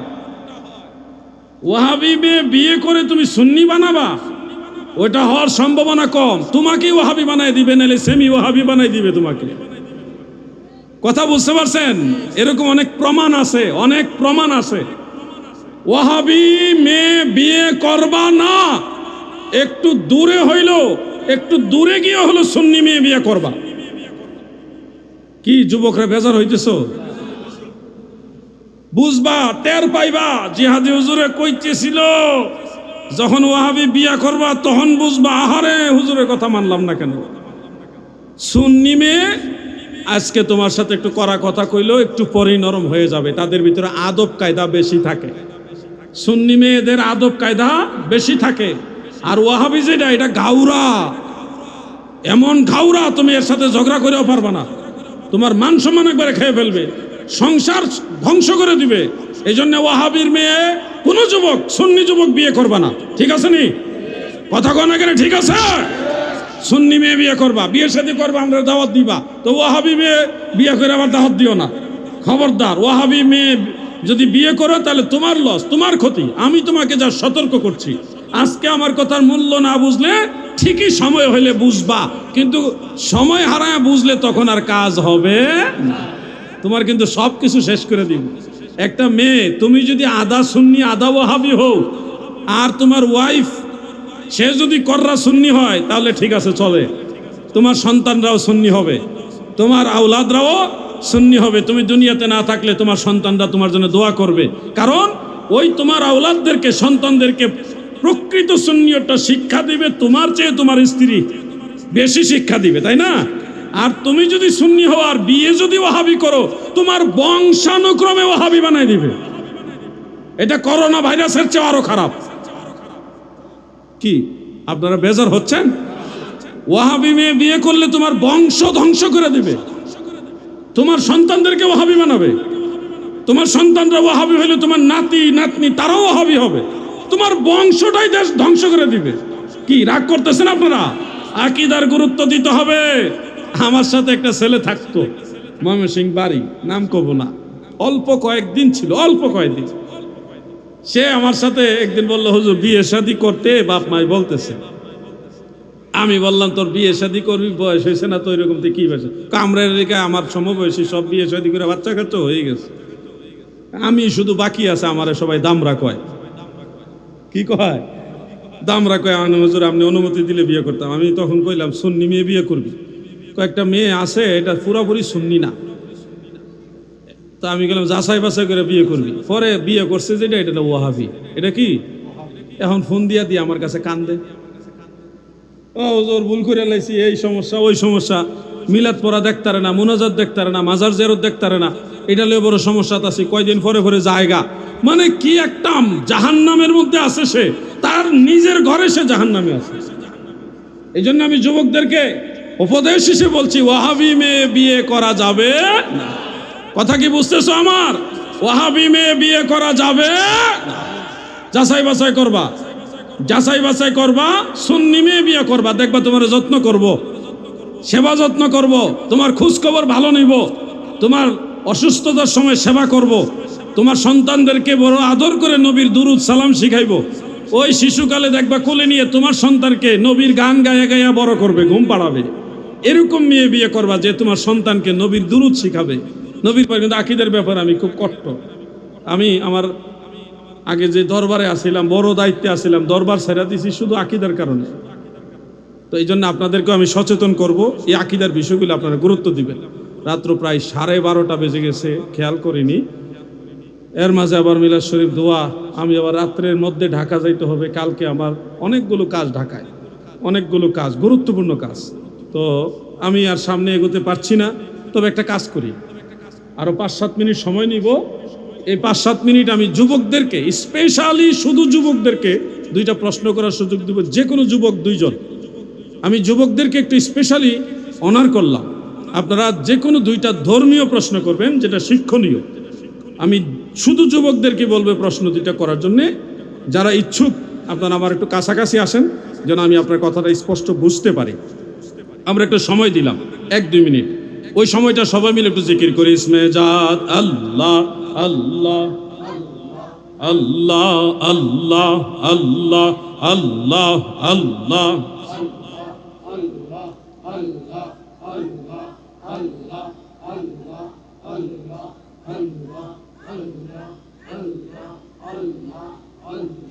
আল্লাহ আল্লাহ আল্লাহ আল্লাহ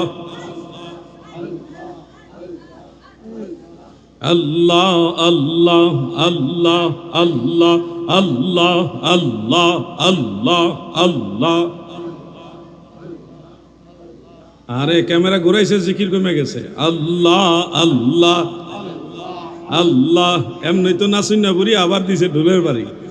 আল্লাহ আল্লাহ আল্লাহ আল্লাহ আল্লাহ আল্লাহ আল্লাহ আল্লাহ আল্লাহ আল্লাহ আল্লাহ আল্লাহ।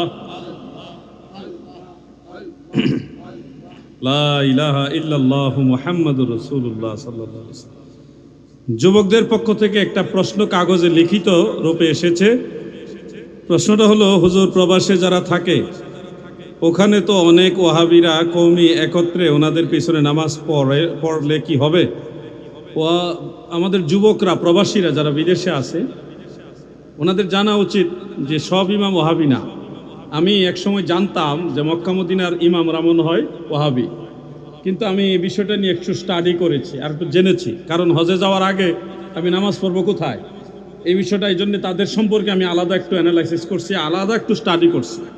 করতে গিয়ে দেখলাম কাবা ঘরের ইমাম যারা, মসজিদে হারাম অন্য মসজিদ না, মসজিদে হারামের ইমাম যারা এবং মসজিদে নববী শরীফের ইমাম যারা, ওনারা কেউ লা মাযহাবী না, ওনারা হাম্বলি মাযহাবের অনুসারী। যেমন আমি দুইজনের নাম বলি, একজন বর্তমানে আরব দেশে সৌদি আরবে সবচেয়ে প্রবীণ আলেম, যিনি মদিনা শরীফের ইমাম খতিব আল্লামা শেখ আব্দুর রহমান হুজাইফি। আব্দুর রহমান হুজাইফি এইবার হজে যিনি খুতবা পাঠ করছে, চিনছেন কিনা আপনারা? এইবার হজে খুতবা পাঠ করছে যিনি, আব্দুর রহমান হুজাইফি। আরেকজন হলো যিনি মক্কার কাবাগরের হারাম শরীফের ইমাম খতিব, শেখ আব্দুর রহমান সুদাইসি। আব্দুর রহমান সুদাইসি, ওনার নামও আব্দুর রহমান, ওনার নামও আব্দুর রহমান।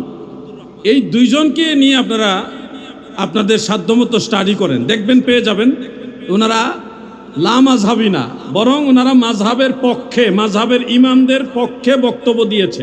সেগুলি আমার কাছে আছে সংরক্ষিত, আমি ওনাদের নিয়ে আলাদাভাবে স্টাডি করেছি। ওই বক্তব্যগুলি আমি ডাউনলোড করে করে করে করে রেখেছি এবং বিভিন্ন সাইটেও দেখলাম ওনারা মাযহাবে হাম্বলি মাযহাবের অনুসরণ করে হাম্বলি মাযহাব। তো হানাফি, শাফিঈ, হাম্বলি, মালিকি চারো মাযহাবই আহলে সুন্নাত ওয়াল জামাত, চারো মাযহাবই কি আকীদাগত আহলে সুন্নাত ওয়াল জামাত। এই জন্যে হারামাইন শরীফাইনে যারা নামাজ পড়েন কাবা ঘরে এবং মসজিদে নববী শরীফে, প্রবাসী ভাইয়েরা নিশ্চিন্তে সানন্দে আপনারা নামাজ পড়বেন, কোনো টেনশন নেই। আউটের যে মসজিদ, এখন এক এক মসজিদে এক এক রকম ইমাম থাকে, কোনো মসজিদে ওই কাবা ঘরে ইমামদেরকে ফলো করে এরকম ইমাম থাকে, আবার কোনো মসজিদে কট্টরপন্থী লা মাযহাবী ইমাম থাকে। এগুলি বুঝে শুনে আপনারা সিদ্ধান্ত নেবেন, আপনারা একটু ব্রেইন খাটাবেন, একটু অ্যানালাইসিস করে তারপরে ইক্তেদা করবেন। যেহেতু এটা নামাজ, এটা ফরজ, এটা সাধারণ খামখেয়ালি বিষয় না, গুরুত্বপূর্ণ বিষয়, ফরজ বন্দেগী, যেটার জন্য আযাব রয়েছে যদি পরিত্যাগ করেন। এই জন্য নামাজের ক্ষেত্রে অবশ্যই ইমাম আকীদায় সঠিক কিনা এটা যাচাই করে তারপর আপনারা সিদ্ধান্ত নেবেন। প্রবাসী এবং বাংলাদেশেও অনেক জায়গা আছে, অনেক মিল ফ্যাক্টরি আছে যেখানে নামাজ পড়তে হয় আমাদের কর্মজীবী ভাইদের, সেখানে ইমাম পাওয়া যায় না সুন্নি। সেক্ষেত্রে আপনারা আপনাদের কায়দা মতো টাইম শিডিউলটা চেঞ্জ করে আপনারা আলাদা করে ছোট ছোট জামাত করে নেবেন, হেকমত খাটে চলবেন, তাহলে আল্লাহ আপনাদের সাহায্য করবেন। আমিন। আরেকটা প্রশ্ন নেওয়া যাবে?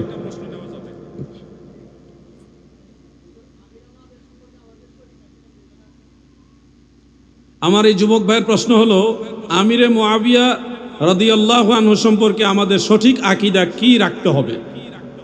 এই প্রশ্নের উত্তর 1400 বছর যাবৎ আহলুস সুন্নাহ ওয়াল জামাতের সকল ইমামরা সুস্পষ্টভাবে বলে গেছেন তিনি রসুলে পাকের সাহাবী, তিনি রসুলে পাকের সাহাবী। সাহাবীদেরকে গালি দেওয়া যাবে না, সমালোচনাও করা যাবে না, এটাই আহলুস সুন্নাহ ওয়াল জামাতের চূড়ান্ত ফায়সালা। মনে রাখবেন, শেরে খোদা মাওলায়ে কায়নাত হযরত আলীউল মুর্তজা কাররামাল্লাহু ওয়াজহাহু, তিনি হলেন আহলে বাইতে রসুলের সদস্য, তিনি পাক পাঞ্জাতনের একজন, তিনি খোলাফায়ে রাশিদিনেরও একজন। অতএব ওনার মর্যাদার সাথে কখনোই হযরত আমিরে মুআবিয়া রাদিয়াল্লাহু আনহুর মর্যাদার তুলনা দেওয়া যাবে না, সমান তো দূরের কথা, তুলনাই দেওয়া যাবে না। মাওলা আলীর মর্যাদা অনেক ঊর্ধ্বে, কিন্তু মর্যাদাগতভাবে যদিও মাওলা আলীর সমান হযরত আমিরে মুআবিয়া নয়, কিন্তু তিনি রসুলে পাকের একজন সাহাবী, তিনাকে সম্মান করতে হবে। এখন যদি আপনি আমাকে বলেন যে আমাদের চট্টগ্রামের অমুক হুজুরে বলছে হ্যাঁ মুআবিয়া তিনি খারাপ ছিল, তো অমুক হুজুর বড় না ইমাম বুখারী বড়? অমুক হুজুর বড় না ইমাম শাফিঈ, ইমাম আহমদ বিন হাম্বল ওনারা বড়?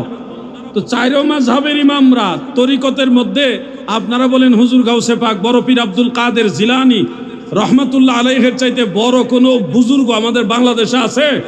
তো গাউসে পাক তো বলছে আমিরে মুআবিয়া সাহাবী, গাউসে পাক বলছে উনি রসুলে পাকের সাহাবী, গালি দেওয়া যাবে না। তো গাউসে পাকরে যে মানে না, হ্যাঁ আবার কিসের তরিকা বলতে? তার তো পীর মুরিদি করাই জায়েজ নাই। কথাটা বুঝতে পারছেন? তার তো পীর মুরিদি করাই জায়েজ নাই, কারণ গাউসে পাকের কথা সে মানে না, ইমাম আজম আবু হানিফার কথা সে মানে না, ইমাম শাফি, ইমাম আহমদ বিন হাম্বলের কথা মানে না, ইমাম মালিকের ফাইসালা মানে না, বড় বড় ইমাম বুখারীকে মানে না, ইমাম মুসলিমকে মানে না। কোন ইমামের রেফারেন্স দিলে বলে তারা উমাইয়া। কি অবস্থা! এরা যদি উমাইয়া হয় তাহলে তোমার সঠিক আর হাদিস পাইবা কার কাছে? কথাটা বুঝতে পারছেন না? আমরা আহলে বাইতের শান প্রমাণ করার জন্য বুখারী শরীফের হাদিস নেই না? আহলে বাইতের শান প্রমাণ করার জন্য তিরমিজি, আবু দাউদ, নাসাইয়ের হাদিস তো নেই। তো আহলে বাইতের শানের ব্যাপারে এই হাদিস থেকে, এই কিতাব থেকে হাদিস নিলে সঠিক হয়, সেখানে আমিরে মুআবিয়া সম্পর্কে হাদিস নিলে তখন এটা সঠিক হয় না, এটা কেমন কথা? সবচেয়ে গুরুত্বপূর্ণ বিষয় হলো, মনে রাখবেন, সাহাবীদের সমালোচনাকারীকে আল্লাহর নবী পছন্দ করে। নবীজি হযরত আমিরে মুআবিয়ার জন্য দোয়া করেছেন, আল্লাহুম্মা জাআলহু হাদিয়াম মাহদিয়া ওয়াহদি বিহি। এটা হাসান সনদের হাদিস। আল্লাহর নবী হযরত মুআবিয়ার জন্য দোয়া করেছেন। রাসূল আকরাম সাল্লাল্লাহু আলাইহি ওয়াসাল্লাম যার জন্য দোয়া করেছেন, আপনি তাকে গালি দিচ্ছেন। কত বড় বুজুর্গি আপনার! যে পীর সাহেব নবীর যে কোনো সাহাবীকে নিয়ে সমালোচনা করে, ওই পীর সাহেব পীর না, এটা টাটকা শয়তান। তাকে তালাক দেওয়া আপনার জন্য ফরজ। আহলে বাইতের সমালোচনা যে করে এটাও শয়তান, সাহাবায়ে কেরামের সমালোচনা যে করে ওটাও শয়তানে পীর না, এটা টাটকা শয়তান। তাকে তালাক দেওয়া আপনার জন্য ফরজ, না হয় সেও জাহান্নামে যাবে, আপনাকেও জাহান্নামে নিয়ে যাবে। কথা বুঝতে পারছেন আপনারা? আমরা যখন ক্লিয়ারলি কথা বলি তখন তারা হুজুর আনে কিছু ভাড়া কইরা, বাংলা হুজুর, বাংলা দেখে দেখে পড়তে পারে না, আরবিতে বাহাস করবে। চিন্তা করা যায়? বাংলা দেখে দেখে পড়তে গেলে তার মুখে বেজা যায়। এরা নাকি আমাদের সাথে ডিবেট করবে। ওটা কোনো অহংকার না, এগুলি ফাইসালা আমরা দিব না। এগুলি ফাইসালা আগে ইমামরা দিয়ে গেছে, আমরা সেটা অনুসরণ করব। আমরা আহলে বাইতকে বেশি ভালোবাসি, ঠিক কিনা? পাক পাঞ্জাতনকে সবচেয়ে বেশি ভালোবাসি। ওই ভালোবাসা চালিয়ে যাবেন। সাহাবায়ে কেরামকেও মহব্বত করবেন। কাউকে নিয়ে কোনো নেতিবাচক কথা বলা যাবে না। সমস্ত সাহাবীদেরকে মেনশন করে আমার আল্লাহ তাআলা কোরআনে আয়াত নাজিল করছে, রাদিয়াল্লাহু আনহুম ওয়া রাদু আন। আল্লাহ তাআলা সাহাবীদের উপরে সন্তুষ্ট, আর আপনি সাহাবীদের সমালোচনা করেন। আল্লাহ কয় আমি খুশি তাদের উপরে। চিন্তা করা যায়? আর তাদের উপরে আমরা সমালোচনা করি। আল্লাহ আমাদের সবাইকে সিরাতুল মুস্তাকিমে থাকার তৌফিক দেন, আমিন বলেন। পটিয়ায় এক মহান পীর ভান্ডারি শ্যামা মাহফিলে নাচানাচি করছে, সেটা জায়েজ বলা যায়? কত মানুষ কত জায়গায় নাচানাচি করে, এটা নিয়ে আমার আলোচনা করার তো কোনো প্রয়োজন নাই। আমাদের দেশে অনেক পাগলও তো অনেক জায়গায় নাফালাফি গান কি করে না, তো এগুলো নিয়ে কি ওয়াজ মাহফিলে আলোচনা করতে হবে? তো কথায় আছে না, পাগলে কিনা বলে ছাগলে কিনাকে, এগুলি আপনারা গুরুত্ব দিবেন না। ইসলামী শরিয়াতে কি বলে, সামা মাহফিলে রাক্স করা যাবে কিনা বা লাফালাফি করা যাবে কিনা, এইভাবে প্রশ্ন করবে। অমুক পীরে কি করছে, অমুকে কি করছে, এটা না। যে শ্যামা মাহফিলের মধ্যে শরীর হেলাধুলা করা যাবে কিনা, এটা প্রশ্ন করবে। তখন আমরা উত্তর দিব। যদি কোনো জিকির বা শ্যামা মাহফিলের মধ্যে কারো জজবা আসে এবং সেই জজবার হালতে এসে আল্লাহর মহব্বতে কিংবা আল্লাহর রসুলের মহব্বতে অথবা আল্লাহর ওলির মহব্বতে একটা জজবা হালতে এভাবে ঝাঁকুনি আসে, তাহলে এটা জায়েজ আছে। তবে এটা যেন লৌকিকতাপূর্ণ না হয়, মানুষের দেখাইবার জন্যে যে আমি বড় বুজুর্গ, আমার ভিতরে অনেক ফায়েজ, এই ধরনের মন মানসিকতা নিয়ে যদি কেউ লাফালাফি করে, তখন এটা গুনার কাজ হবে, রিয়া হবে, ছোট শিরক হবে। আর যদি অরিজিনালি তার ভিতরে জজবা আসে, তাহলে রাক্স করা এটা জায়েজ আছে। কথা কি বুঝতে পারছেন? লাফালাফি করা যাবে না। লাফালাফি একবার সব সময় না জায়েজ। জমিনের মধ্যে পা দিয়ে লাফালাফি করা এটা সব সময় না জায়েজ। এই হলো মূল মাসআলা। এই ব্যাপারে আমার লেখা কিতাব আছে। আমার লেখা একটা বই আপনারা সংগ্রহ করে রাখতে পারেন। এটা হলো মুমিনের নেক আমল। আপনি প্রত্যেক দিন কি কি আমল করবেন, ফজরের নামাজের আগে পরে কি কি আমল আছে, ছোট ছোট কি কি আমল আছে যেগুলো অনেক বেশি ফজিলত, জোহরের নামাজের আগে পরে কি আমল আছে, আসরের নামাজের সময় কি আমল, মাগরিবের সময় কি কি আমল করবেন, এশার নামাজের সময় কি কি আমল করবেন। ছোট ছোট আমল কিন্তু অনেক বেশি ফজিলত। এটা নিয়ে আমি একটা আমলের বই লিখেছি, মাত্র 60 টাকা। অনেক বড় বার্ডেন কিছু না, আপনি পড়বেন, আপনার স্ত্রীকে দিবেন, আপনার ছেলে মেয়েকেও দিবেন। 60 টাকা অনেক বড় কিছু না। আপনারা একটা পড়েন, মহিলাদেরকে দেন, বাচ্চাদেরকেও দেন, তারাও পড়ুক, আমল করা শিখুক, আপনারা নিজেরা আমল করেন। বইটা নিয়ে একটা ছেলে আপনাদের কাছে আসবে, চুপচাপ বইটা সংগ্রহ করে নেবেন। আরেকটা বই আছে আমাদের নবীজির ইলমে গায়েব ও হাজির নাজিরের পক্ষে, এই বইটা, এটা 150 টাকা। নবীজির ইলমে গায়েব হাজির নাজির সম্পর্কে কারো যদি জানার ইচ্ছা থাকে আপনারা এই বইটা পড়তে পারেন, আমার গাড়িতে আছে অথবা এখানে যাদের কাছে আছে বইটা চুপচাপ সংগ্রহ করে নেবেন। আজকের মতো আলোচনা এখানেই শেষ। যদি হায়াতে বাঁচি আবার দেখা হবে ইনশাআল্লাহ। আর যদি মারা যায় হাসরের ময়দানে দয়াল নবীজির কদম মোবারকের কিনারে দেখা হবে ইনশাআল্লাহ। যারা বই সংগ্রহ করবেন চুপচাপ সংগ্রহ করবেন, আদবের সাথে সংগ্রহ করে নেবেন। দাম তো আমি বলে দিছি, দাম নিয়ে আবার ঠেলাঠেলি করেন না, এটা একেবারে রিজনেবল প্রাইস। কারণ কাগজের দাম এখন এত পরিমাণে বাড়ছে যে গত 2 বছর আগে এখানে মাহফিল করে গেছি, ওই সময় কাগজের দাম ছিল একরকম, আর এখন কাগজের দাম প্রায় ডাবল হয়ে গেছে, প্রায় ডাবল। তো আমরা কি করব, আমরা যারা লেখক আমরা আছি আরেক বিপদে।